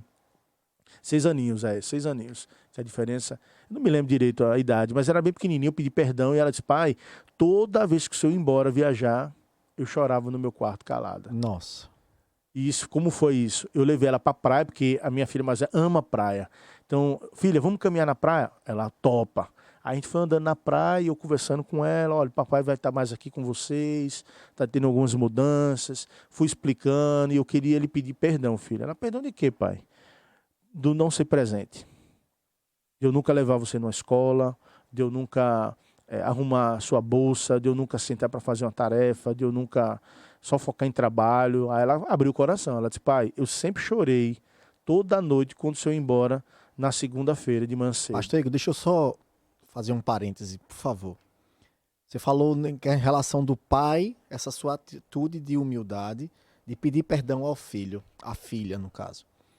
E é muito difícil um pai pedir perdão ao filho ou reconhecer o erro, porque na cabeça dele ele vai perder a autoridade como um pai. E eu acredito que tem pessoas aqui que estejam nos passando vendo, por nos isso, escutando isso. E passando por isso. E pensa dessa forma, né? E pensa dessa forma, porque é muito comum. E como é importante ter essa humildade e mostrar também para o filho e para a filha, para a esposa, eu sou pecador, Isso. eu erro, mas nem por isso deixo de ser o seu pai, nem por isso deixo de ter autoridade como um pai. Isso é muito importante e muitas famílias estão destruídas hoje, principalmente no relacionamento do pai com os filhos, por conta disso. Não, eu sou o pai, eu mando, você tem que obedecer, ponto. Ponto, não. Eu acho que a relação com os filhos ela tem que ser de pai mesmo. Eu digo muito isso nos meus atendimentos, que o pai... as minhas filhas não são minhas amigas. Isso. São minhas filhas. Eu não gosto desse termo de amigo, É não. meu amigo, meu melhor amigo. Não, eu sou seu Fragiliza pai. muito, né? Fragiliza. Tem que ter muito cuidado. E é minha filha, você é minha filha. Então eu tenho missão para lhe educar, para lhe mostrar, para lhe orientar, para lhe ajudar no que for preciso, né? Então, quando o filho tem essa confiança, André, e aí é uma construção, lógico, né? Porque Sim, Deus, sim. eu não era esse homem e foi um divisor, porque eu decidi ser aquele homem. Teve que passar por todas essas E etapas. aí, todas essas etapas, eu disse, Senhor, esse aqui é meu salmo. Salmo 51 é meu salmo, e que se tiver que tirar minha vida, tire a minha vida. Gabi sabe disso. E as minhas filhas sabem disso agora, né? Minha filha agora, mais nova, está com 12 anos, né? Então, passou 10 anos. Tempo voa, né? O tempo voa rápido, né? Aí, o que aconteceu? Gabi fez... Igor, a gente está errado, a gente tem pastor. A gente está na igreja há muito tempo, a gente tem pastor. A gente em nenhum momento pensou em ligar para o pastor Sérgio. Vamos ligar para ele nos orientar. Aí foi quando eu liguei, né? E aí ele me ouviu, toda essa história que eu contei, ele ouviu. Foi 1 hora no telefone. E ele fez, filho, fique tranquilo, vai dar tudo certo, vou estar orando por você. Mas faça um favor para mim, me manda o seu currículo. Aí eu, oxe, tô pedindo emprego. Na minha cabeça, né? Não tô pedindo emprego. Não, mas me mande, cara, eu quero dar uma olhada, eu vou viajar para Israel. Quando eu voltar, a gente bate um papo. E aí foi quando começou eu entender o que Deus queria. Falei, eita caramba, já tô entendendo o que Deus quer. Trazer para perto. Trazer para perto. E aí foi, meu irmão, quando eu pedi a demissão da empresa, que a empresa me deu a carta de demissão, que eu saí da empresa, eu botei o pé para fora, Deus fez assim, filho, agora eu estou tão feliz. Ele fez assim, eu estou tão feliz, porque eu senti uma alegria, Igor, tão grande, que invadia, que todo mundo na rua, acho que esse cara é doido. Que eu sorria, eu ficava, obrigado, pai, obrigado, Senhor, obrigado, esse entendimento toda hora, sabe? Quebrantado. Foi libertador, então. Foi libertador. Aí, Deus fez, filho, eu estou tão feliz, porque agora você entendeu o que eu quero para você. Então, eu não tinha noção do que ele ia fazer, né? E aí foi quando o pastor Sérgio me chama e disse, cara, qual é a tua função? Ele entendeu, olhou meu currículo e tal. Estou com um projeto, a gente precisa viajar para Minas Gerais para conhecer um projeto de conexões e a gente plantar na igreja. E eu acho que você seria esse cara. Tá certo. Como é que vai ser? Cara, vem para cá, a gente vai unir vocês aqui de família. Então, a Cidade Viva, cara, ela fez assim, foi uma mudança 360 graus na minha vida. Ele fez, as meninas estudam aqui. Eu falei, caraca, bicho, eu vou levar minhas filhas para a escola, que eu vou trabalhar no mesmo ambiente. Você pode aqui almoçar com as meninas? Eita caramba, eu vou almoçar com as meninas, nunca fiz isso na minha vida. Eu vou poder conversar com a professora que eu nunca fiz na minha vida, eu vou poder saber as notas da minha filha, eu vou poder pastorear as minhas filhas. Aí eu comecei a desenvolver um trabalho, né? E aí foi quando pastor Sérgio e aí o Nil, né? Porque minha esposa veio trabalhar junto comigo, né? A Gabi, vocês foram contratados pela contratados, só que eu fui primeiro, né? Gabi foi depois, porque Gabi na cabeça dela era concurso, e Deus já tinha me falado que ela não ia passar. E aí quando o pastor Sérgio, Gão, qual é a de Gabi? Gabi não quer vir pra cá não, cara. Chama ela pra cá, cara. E eu, eita caramba, agora eu tô entendendo o que Deus quer. Então Deus uniu a família de um jeito que aí começou um trabalho assim de atender casais. E aí assumir a rede S2, foi bem inusitado, assumir a rede S2 de casais. Só para situar as pessoas nessa timeline aí. Isso. Até então não era pastor. Não era pastor. Certo. Não era pastor, estava aqui para servir. E pastor Sérgio deixou bem claro, olha, aqui você não demite ninguém e aqui você não vai enriquecer. Aí eu, caraca, bicho, essa é a empresa que eu quero. Né? Porque, logicamente, você tem que ter uma organização, né? Mas não vai ter aquela pressão que é de banco. E esse cuidado também, imagina aí, se tivesse possibilidade de ganho financeiro, isso poderia corromper novamente o coração. E né? ele foi muito claro com isso, e objetivo, né? E eu louvo a Deus pela vida dele de Samara, porque, cara, é um coraçãozão os dois ali, sabe? Então, eu sou gratidão sempre. Eu nunca posso esquecer do que eles fizeram. Nunca. Primeiramente Deus, né, dessa transformação, e no que o papel fundamental deles como cuidadores, pastores, né, tanto ele quanto Samara. Né? Eu tive essa relação inicial com Samara, então Samara já sabia como é que eu trabalhava, em ministério, já me conhecia. Perfil, né? E aí foi quando eu já conheci os meninos também, foi quando ele disse, eu vou levar para o conselho, para se você entra ou não na igreja e tal. e eles aceitando, você vai ser contratado. Aí eu fui contratado como ministro religioso, aí é uma outra, é um autônomo. Sim. Olha que como Deus faz, é um autônomo. Aí a cidade viu, paga seu INSS e tal, mas é aquela coisa, não tem FGTS, não tem nada daquilo que eu tinha em banco. Então, assim, é literalmente trabalhar pela fé. É um serviço do Senhor, dependência total do Senhor, né? E aí eu vim em outro mundo, né? Eu fiquei com medo, não vou mentir. Eu falei, cara, o que é que eu vou fazer numa igreja que eu era de banco? Se fosse para vender livro, eu ia dar conta. Se fosse para a área comercial, eu ia dar conta. Mas o que eu vou fazer na igreja? Aí começou, cara, Deus transformar o coração. E o meu primeiro atendimento foi com uma jovem de 14, 15 anos de idade. A mãe trouxe ela aqui à noite, toda asanguentada. Ela cortava os pulsos com gilete, automutilação, né? 14 anos. 14 anos, cara. E a mãe veio desesperada. E aí foi o primeiro atendimento de libertação que eu tive, né? Que ela ficou endemoniada, essa menina. E foi uma experiência, né? Que aí já é uma outra... A gente pode marcar um podcast só para falar de... Tem muito assunto. A gente pode marcar um podcast só para falar de libertação, meu amigo. Possessão e libertação.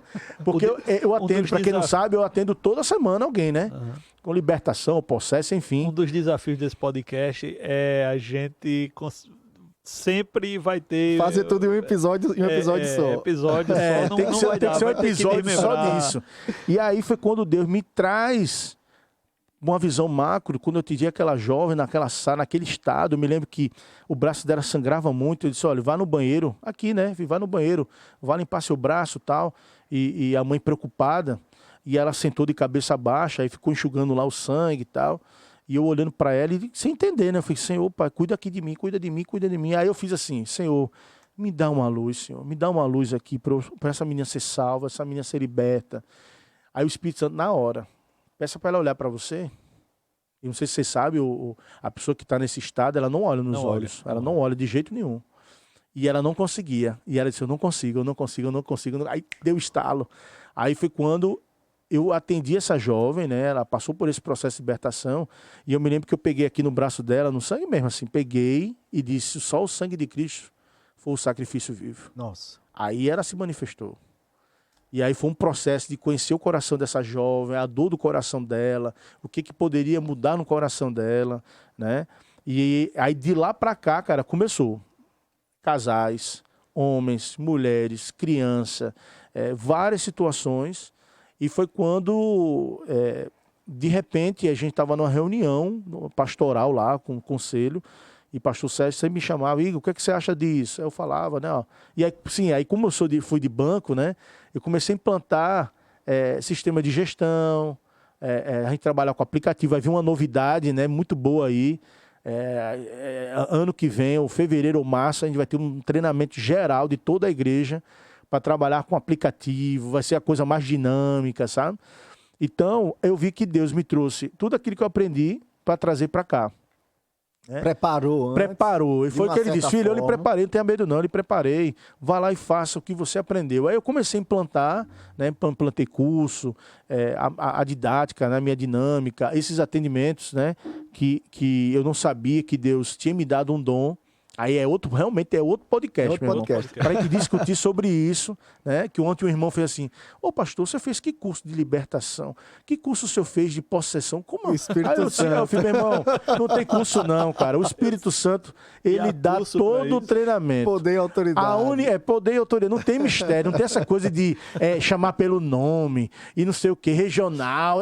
Os caras têm umas viagens, Fazer entrevista, Fazer né? entrevista. Qual é o seu nome? Não, tem isso não, cara. Aí o cara olhou pra mim, cara, não tem não, meu irmão. Porque o Espírito Santo é que age. Exatamente. Né? E foi assim, logicamente ele vai dando maturidade, sim, né? Sim, ele vai trabalhando, né? Isso o em você. vai avançando. Vai avançando e aí Deus deu um dom. Deus falou, filho, eu lhe dei um dom e que você tem que usar. Acabou-se. Pronto, eis-me aqui, Senhor, né? Para usar, para honra e glória do nome dele. E eu tive essa reunião ontem, na verdade foi um encontro, foi de um casal que foi liberto, né? A esposa foi liberta, eu atendi ela, vieram de Porto Alegre, porque o irmão teve um entendimento aqui da igreja, disse, pastor, o senhor pode atender um casal, um grande amigo meu, eles estão dispostos a vir de Porto Alegre para cá, sentar com o senhor. Diga aí, cara. O cara queria ajuda para conversar. Aí foi libertação no marido, foi libertação da mulher. Aí eles estão aqui em João Pessoa, passando umas férias, Tô indo embora sábado. E aí Paulinho me ligou, Igor, eles estão aqui, cara. Rapaz, eu vou agora abraçar eles. Quando eu chego no restaurante ontem, a mulher cai em prantos, meu amigo. Me abraça e começa a chorar, uma alegria. Aí eu choro também. Comecei a chorar. E eu disse, gente, que maravilha ver vocês aqui.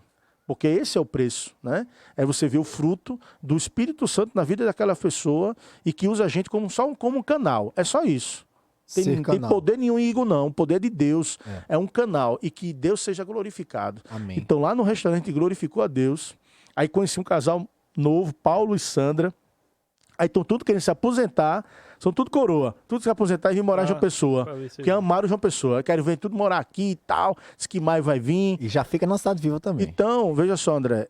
Essa coisa da autoridade do homem, ela tem que existir, Sim. né? Mas quando você tem a humildade de entender o seu erro, né? E pedir perdão para os filhos, porque o pai pode errar. Claro. Né? Tanto com a esposa, Sim, você pode errar, como sim. também com os filhos. Então, Sim. pedi perdão. Aí, o que é que eu fiz quando eu vim para cá? Primeira coisa, você tem que o pastor Sérgio Samara e disse, eu queria pedir perdão. Porque eu saí do Kids, abandonei o Kids, né, praticamente. Eu deixei o Kids e fui embora, não fui embora para Recife e tal. E aí botei uma liderança, logicamente estava tudo organizado, tal, né? Mas foi assim, foi muito de repente. Então pegou a galera toda de surpresa. Né? Eu tinha que ir e tal, foi aquele chororô, e aí eu botei um casal para liderar, que foi Jadiael e Josi, né, na época. E eu vi o quanto eu trouxe um dano, né? Porque eu pensei em mim somente. E aí, pastor Sérgio, como sempre, olhou para mim, não, meu filho, se você está arrependido e está sendo verdadeiro, quem sou eu para lhe julgar? Deus já lhe perdoou. E eu disse, não, pastor, eu precisava dizer isso ao senhor e a Samara, né, sobre esse perdão, porque eu errei, né, dentro do processo. E agora volta. É como um filho pródigo, né? Volta para casa. Isso. Aí a dinâmica de igreja é diferente, né? É totalmente diferente. Então, você tem mais liberdade, você para orar, você para atender uma irmã que está numa situação. Aí você tem. Cara, a gente já viu tanta coisa aqui na Cidade Viva que eu fico assim, meu Deus, como Deus é lindo, cara. Sabe? De tudo eu já vi, de tudo. E aí foi quando, um belo dia, o pastor Sérgio fez assim, cara, a gente precisa de um pastor aí. Toda a rede tem pastor, tá faltando no S2, tá faltando na Rede Kids. Aí quando falou Rede Kids, todo mundo virou assim pra mim, né? Fez assim na mesa. Aí ficou olhando pra mim e eu falei, oxe, como assim? Você virar pastor agora? É um negócio, aqui é diferente demais o negócio, né? Aí eu fiquei, ué, eu vou virar pastor? Como assim? Como é ser pastor? Como é isso ser pastor? Aí virei pastor, certo? Me tornei pastor. Aí pastor Igor, aí as irmãs que trabalhavam sempre comigo no Kids, Varnete, Igor, tu é pastor? Aí eu acho que eu sou agora, né? Pastor Sérgio tá dizendo ali. Disseram que eu era, então eu sou. Eu não sabia que tu era pastor. Eu falei, não, meu irmão, eu nunca fui pastor, não. Graças a isso, eu virei pastor por osmose. No WhatsApp e no telefone. Porque vez ou outra eu recebo uma ligação. Pastor Igor, olha, não sei o que. Aí fala, eu digo, olha, eu não tô ciente. Eu acho que você ligou para o Igor errado. Recebo como uma profecia. E agora o pastor Igor é outro. Desculpa, eu vou lhe passar o contato dele. Rapaz, Mas você vê, né? Essa coisa de a gente... Porque, cara, Deus chamou a gente para liderar. O que me chama mais atenção, sabe o que é? É esse improvável. Isso. Aos nossos olhos. Isso, exatamente. Concordo. E você falou uma coisa lá atrás de que Deus ia preparando tudo e conhece nosso coração e não poderia abrir todos os planos deles, vamos dizer assim, isso, naquele momento. Então foi necessário que tudo isso acontecesse para que chegasse a esse ponto. E por que eu estou focando nisso?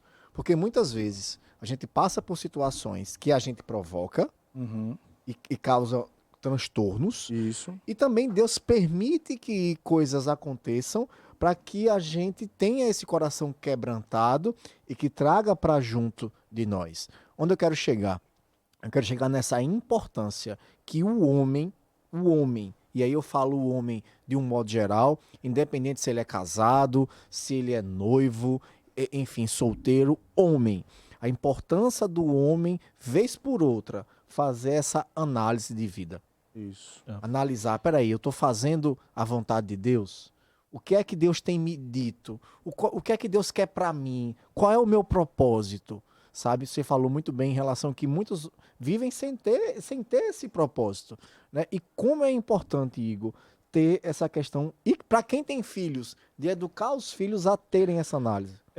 Uma questão importante dessa autoanálise é que ela deve ser diária, inclusive. A gente tem muita dificuldade na dinâmica de vida, de reconhecer até um erro que a gente pode rapidamente, né, corrigi-lo. Corrigir.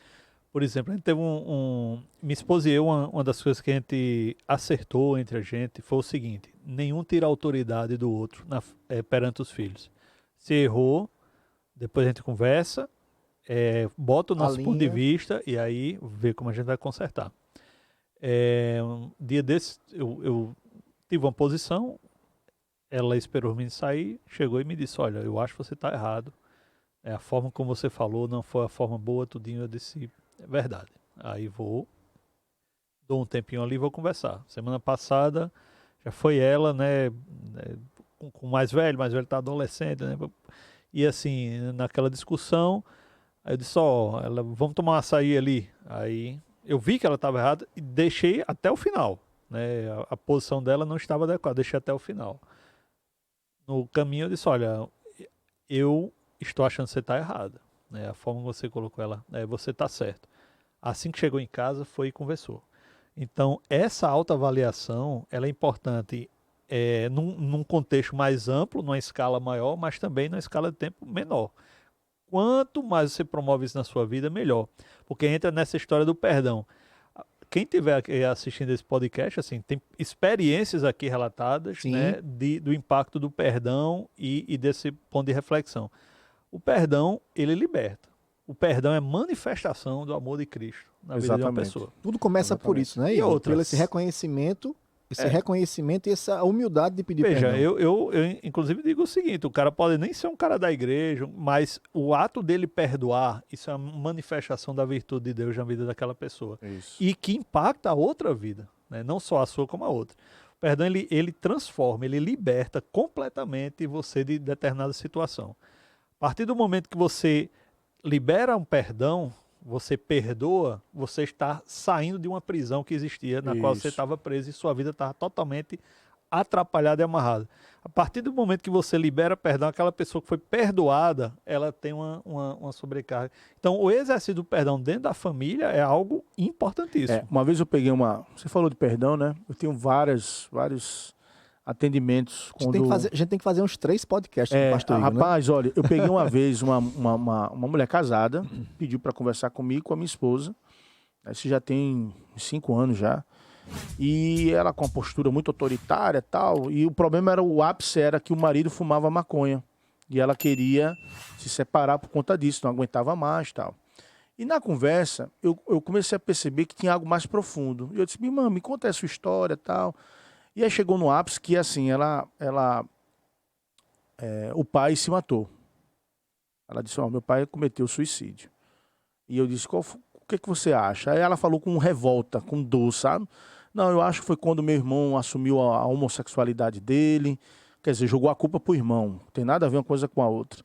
E o meu pai fez essa tragédia em nossa vida e te falou com uma forma, assim, bem autoritária, sabe? Grosseira, né, do pai que faleceu. Com rancor, no caso. E rancor. E ela disse: eu não falo mais com meu irmão. Desde que isso aconteceu, eu não quero mais conversa com ele, meu irmão é muito complicado, tal. E eu disse: olha, minha irmã, você precisa se libertar disso, você precisa perdoar.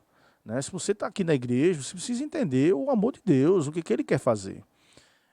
Irmão, você quer se libertar disso? Aí ela fez: eu quero. Eu falei: então vamos orar. Eu não posso mais orar pelo seu pai, mas a gente vai orar a Deus para que Deus derrame no seu coração esse perdão e Deus dá o perdão ao seu pai. Fique tranquila sobre isso. Comecei a orar. Quando eu estou orando, cara, nela, ela começa a gemer de dor, essa mulher. Gemer de dor, do nada. E eu já percebi que tinha algo ali, né? Alguma coisa estranha. E ela fazia assim, cara. Ela, ai, tá doendo. E o Espírito Santo na hora ela fez um aborto.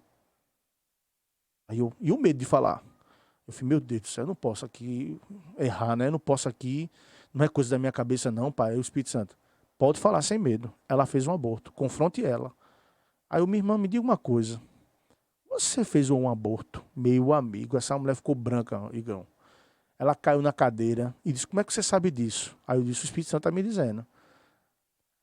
Conclusão: ela fez um aborto do namorado antes do marido. E o marido não sabia desse processo. E o Espírito Santo mandou ainda confrontar ela. Pergunte a ela qual é a diferença dela Para ele. para o pai. Rapaz, essa mulher chorou. Chorou e caiu a ficha. E aí, dentro do processo, com o casamento, o marido, depois eu chamei ele para conversar, né?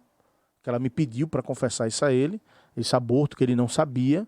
E na conversa com o cara muito tranquilo, ele olhou para mim assim, olhou para ela e disse, olha, eu tô com você. Eu nunca vou desistir de você. E ele falou, pastor, interessante. Quando eu ia sair com meus filhos pro cinema, pra praia, qualquer lugar, era um medo que ela tinha de eu perder os filhos, de eles morrerem.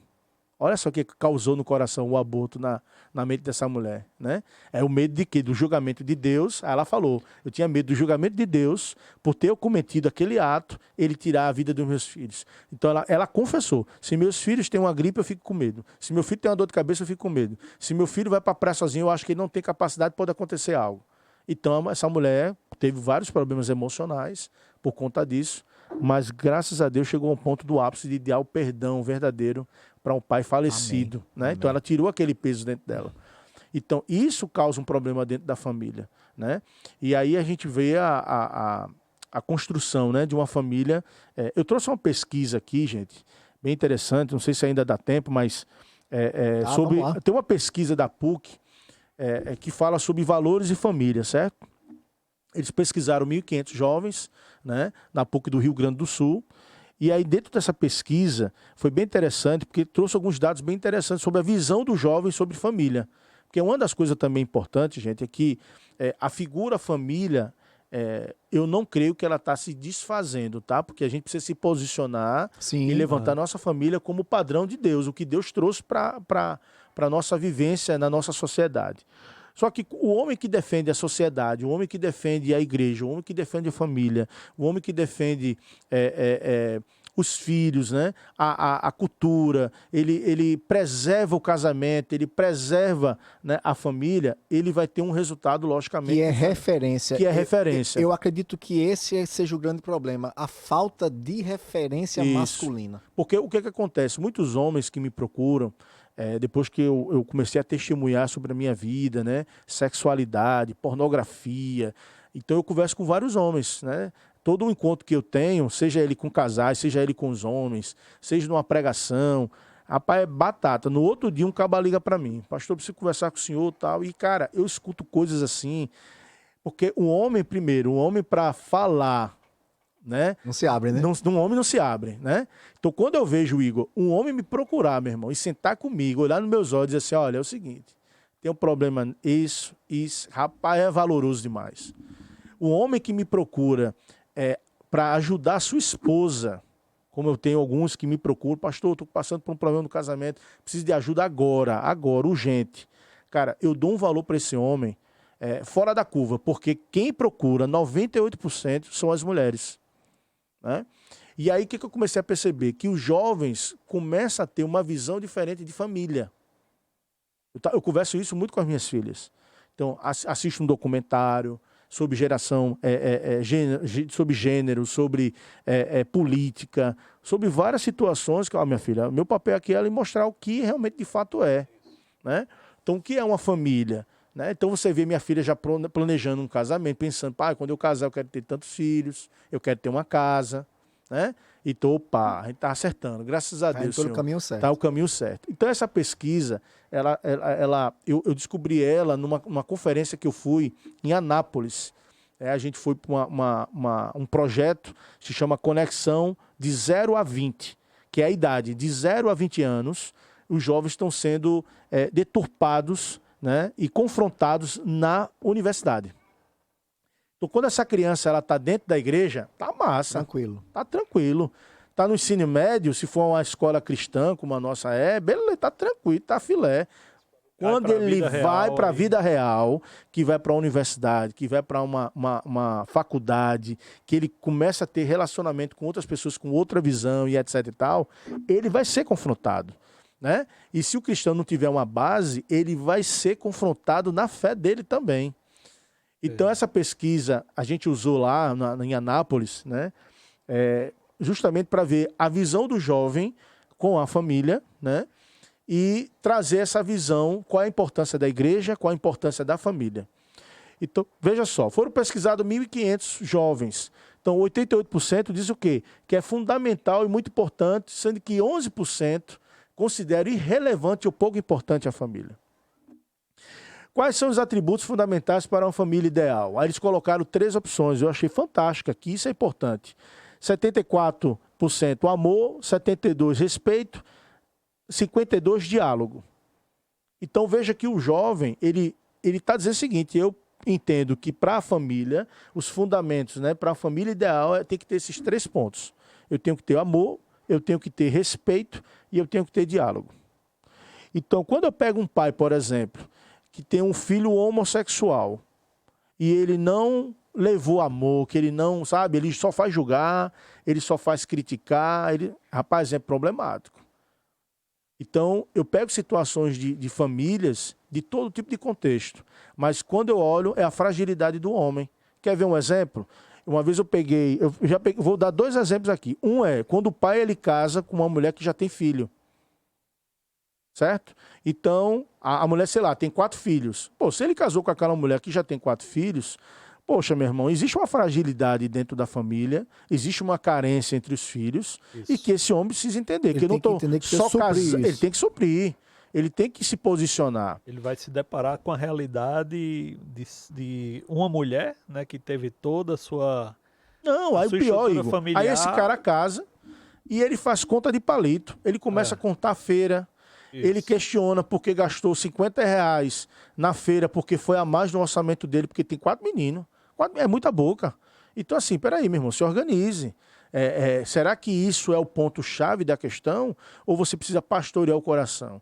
Aí, quando eu vejo esses jovens, né, dessa família, que não procuram esse homem como referência, tem algum problema aí. Tem algum problema, né? E ali no percentual, pelo que é relevante ou não, são 12%. Acho que 11 e pouco por cento de 1.200, né? Então, isso. 130, mais ou menos, jovens que acham irrelevante, né? Embora seja um baixo percentual, são 120 jovens. Isso. Num espaço aí... Aí, qual é o outro modelo? Eu tenho aquela figura do pai que casou com essa mulher que tem 4 filhos, mas disse, eu vou assumir. Aí eu tenho um caso que eu conheço, que o cara fez o seguinte, a mulher tem 2 filhos, cada menino de um pai diferente. E esse cara assumiu os 2. Ele foi tão pai, Igor, tão pai. Os meninos cresceram. A gente quer ter o seu nome na minha certidão. Pois é. Nossa. Rapaz, isso é lindo demais. Esse cara assumiu aquilo que aqueles homens eram para assumir e não assumiram. Vez ou outra você pega aí alguns vídeos, né? Instagram, YouTube. Um deles era a menina que ela ia casar. E ela fez questão de entrar com o pai e o padrasto juntos, um do lado do outro. Ela fez questão, porque ela disse que o padrasto era pai dela, da mesma forma. Né? Cara, eu fiz um casamento, eu lembrei agora, você falou de casamento. Chegou um jovem aqui na igreja e falou assim, pastor, a gente quer que o senhor case a gente e tal, né? Eu amei o casal jovem. E a gente tratou sobre vários assuntos do casamento, eu abordei alguns pontos importantes para organizar. E aí, numa dessas conversas que a gente teve, eu perguntei a ele quem ia entrar com ele, como é que ia ser. Aí ele falou só da mãe. Em um momento ele falou do pai. E eu estranhei, eu fiz, cara, eu preciso fazer uma pergunta. Como é a relação do seu pai? Ele, cara, eu não falo com meu pai desde os 8 anos de idade. E eu não quero que meu pai esteja no meu casamento. Aí eu fiz, peraí, tem um problema aí.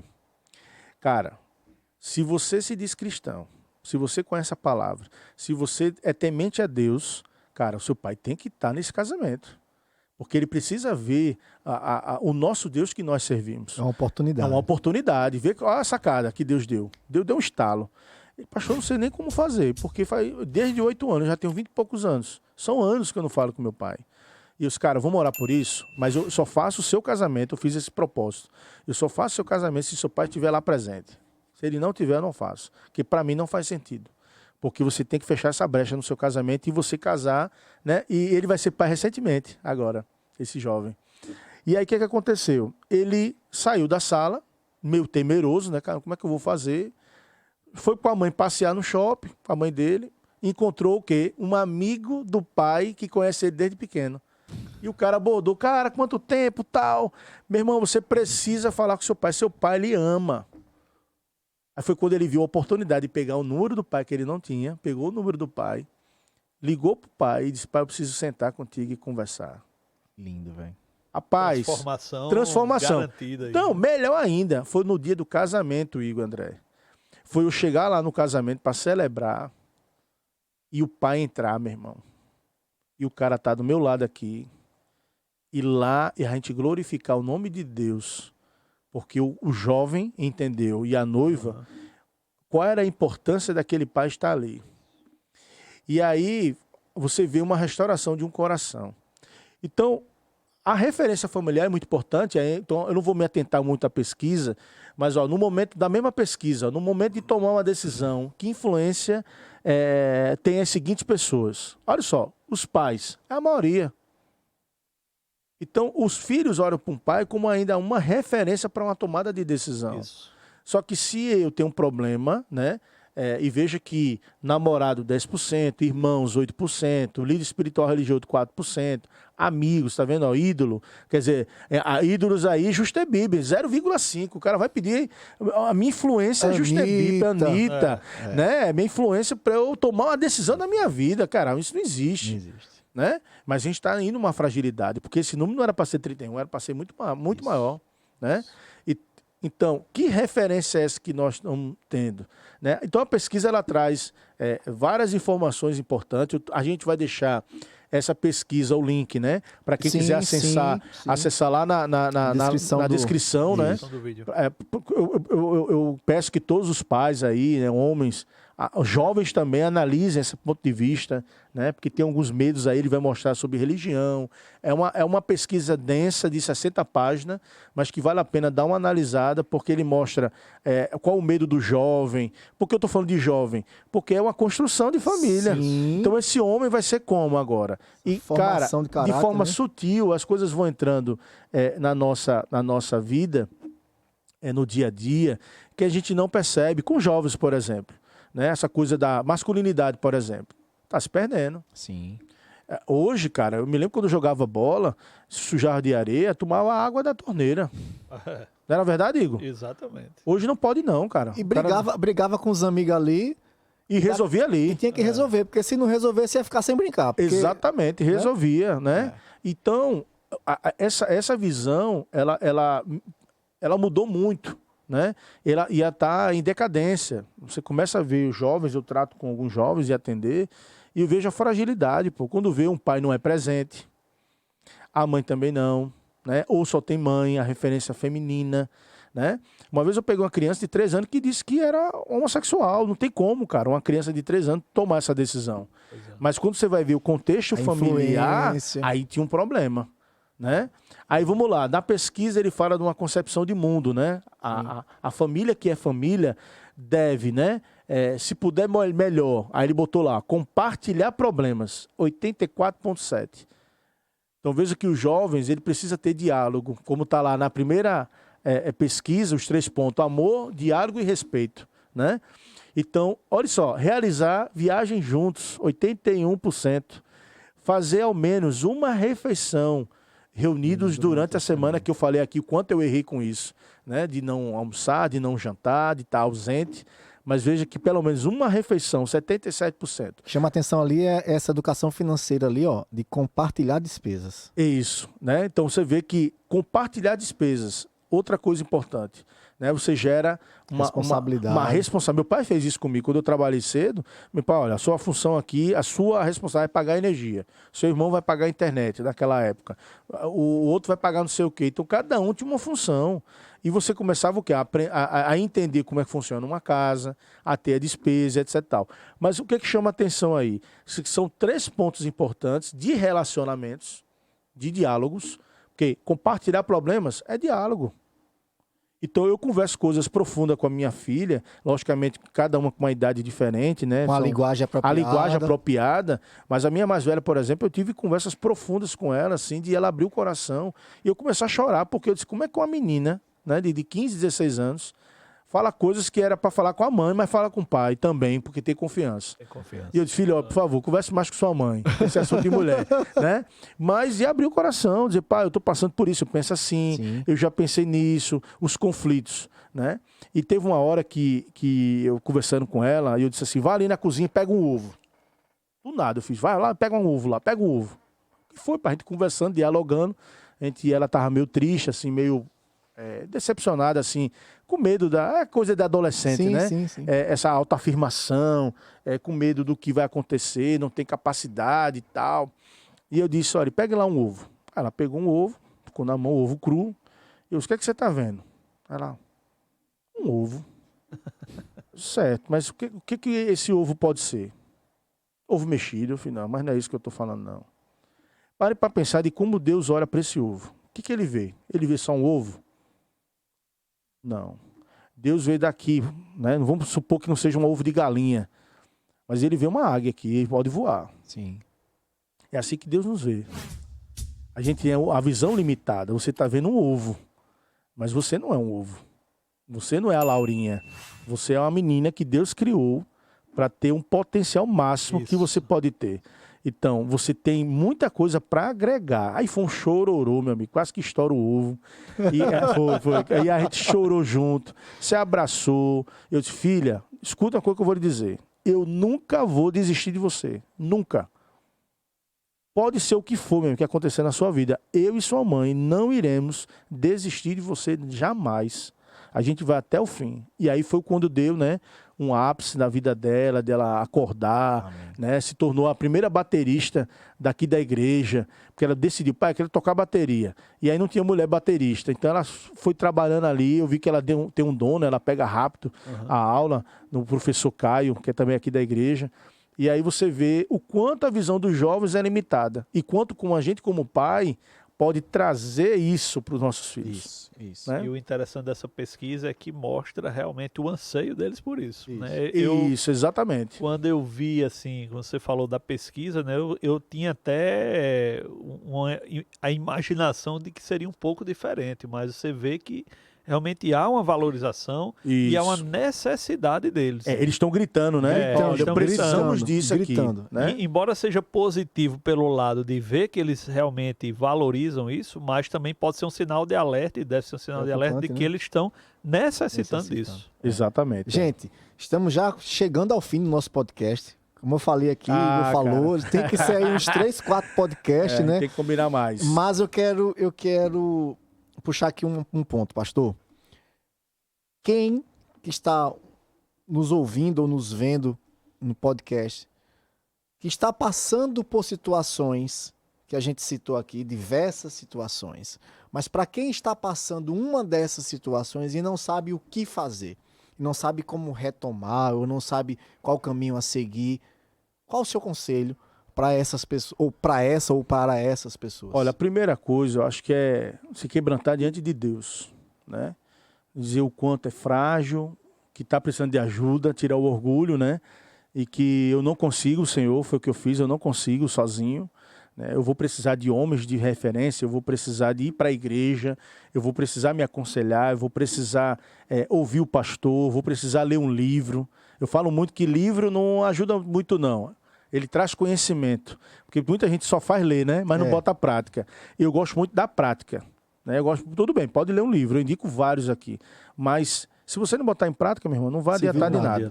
Então, o conselho que eu dou, André, é que a pessoa se envolva.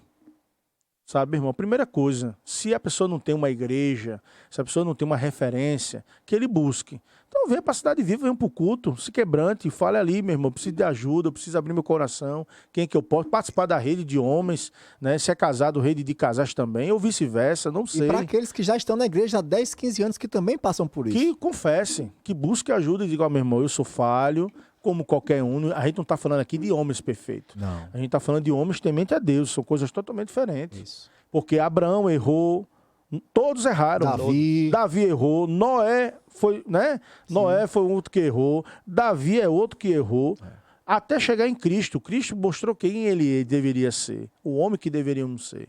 Né? Que Deus representa ali, o próprio Jesus, a segunda vinda, né? É o segundo Adão. Ele mostra como Adão deveria se comportar e fazer, né? De forma muito prática, porque Jesus não tem é muito prático, meu irmão. Isso aqui é 8 ou 80, não tem meio termo. Então, pastor, há saída. A saída. E tempo, será que há tempo? Tem tempo, lógico que tem tempo, meu irmão, para tudo. Isso. Né? Tempo para vir, para se aconselhar, para pedir ajuda, né? Para participar do retiro de vocês. Eu tive lá o prazer. Rapaz, só feedback positivo. Os homens, cara, eu tive lá e tal. Né? Por exemplo, eu peguei um cara que participou do retiro agora recentemente que pediu ajuda no casamento. Né? E aí eu conversando com ele, o que eu percebi? Cara, esse cara precisa de ajuda psicológica. Eu disse, cara, você é bem compreendido na tua fala, você sim. Ele, cara, eu vivo isso, essa dor, desde pequeno. Porque eu senti um desviozinho, sabe? Uhum. Aí eu, eita, cara, esse cara precisa de ajuda. Aí eu sei que a menina dele tá sendo acompanhada. Eu disse, você se vê na sua filha? Ele me vejo, pastor, é como fosse eu. Ou seja, é genético. Então, cara, tem coisas que são tão simples de observar e às vezes faltam orientação. Porque o cara disse, eu nunca tive essa conversa com meu pai, né? Eu nunca tive esse relacionamento com meu pai.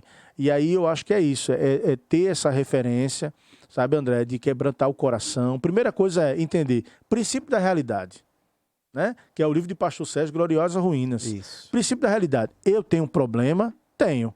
Isso me incomoda, isso me atrapalha, isso traz que dano? Traz esse. Então eu preciso de ajuda, porque sozinho não estou conseguindo. E o que eu falo muito, André?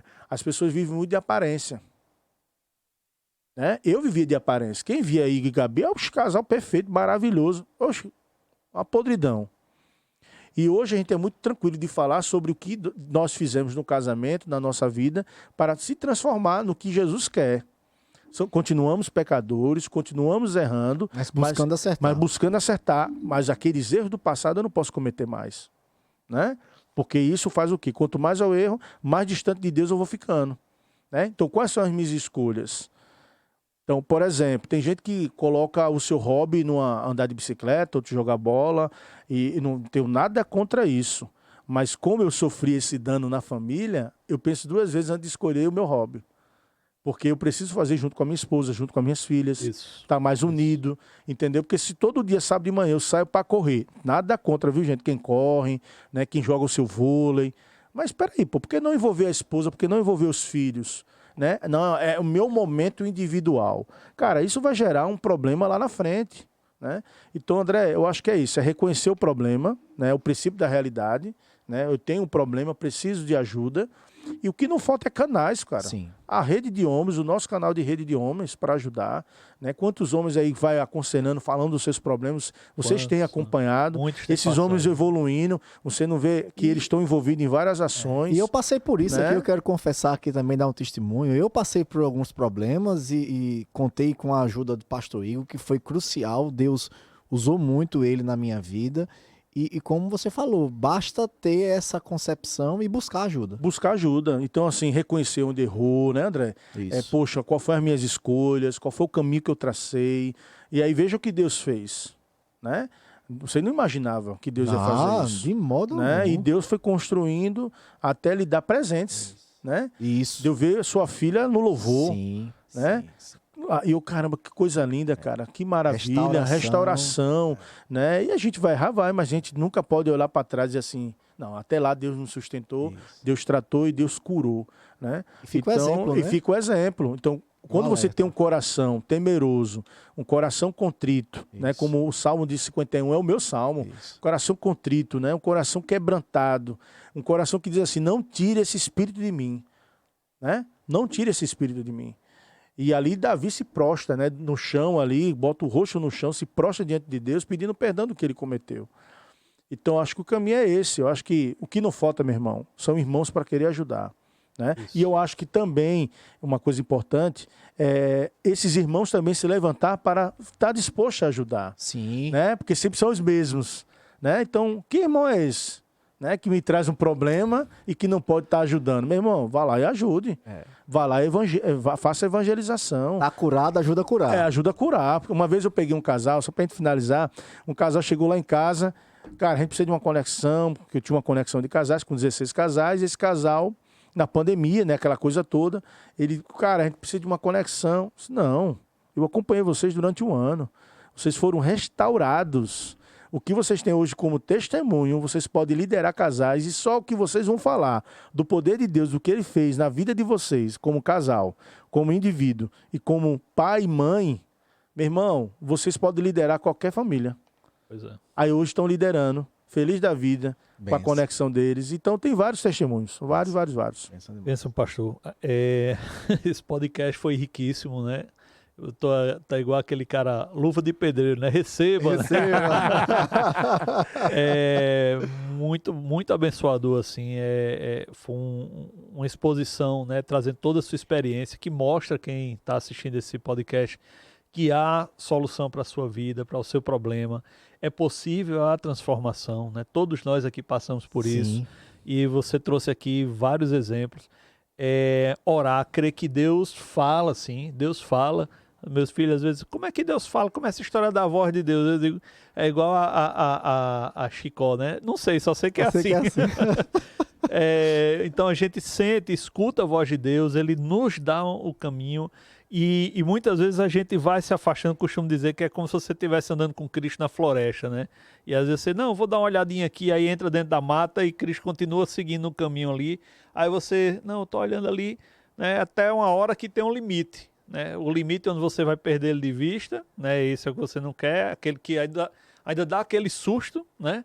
Mas você consegue voltar para lá, ele fala, você ouve a voz, você vai. Isso, exatamente. Então, Deus está falando conosco, com cada um de vocês o tempo inteiro.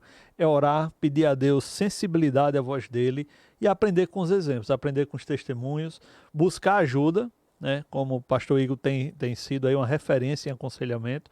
A rede também é aberta a isso, né? Então, muito obrigado, pastor. Eu que agradeço, cara, estar aqui com vocês. Demais.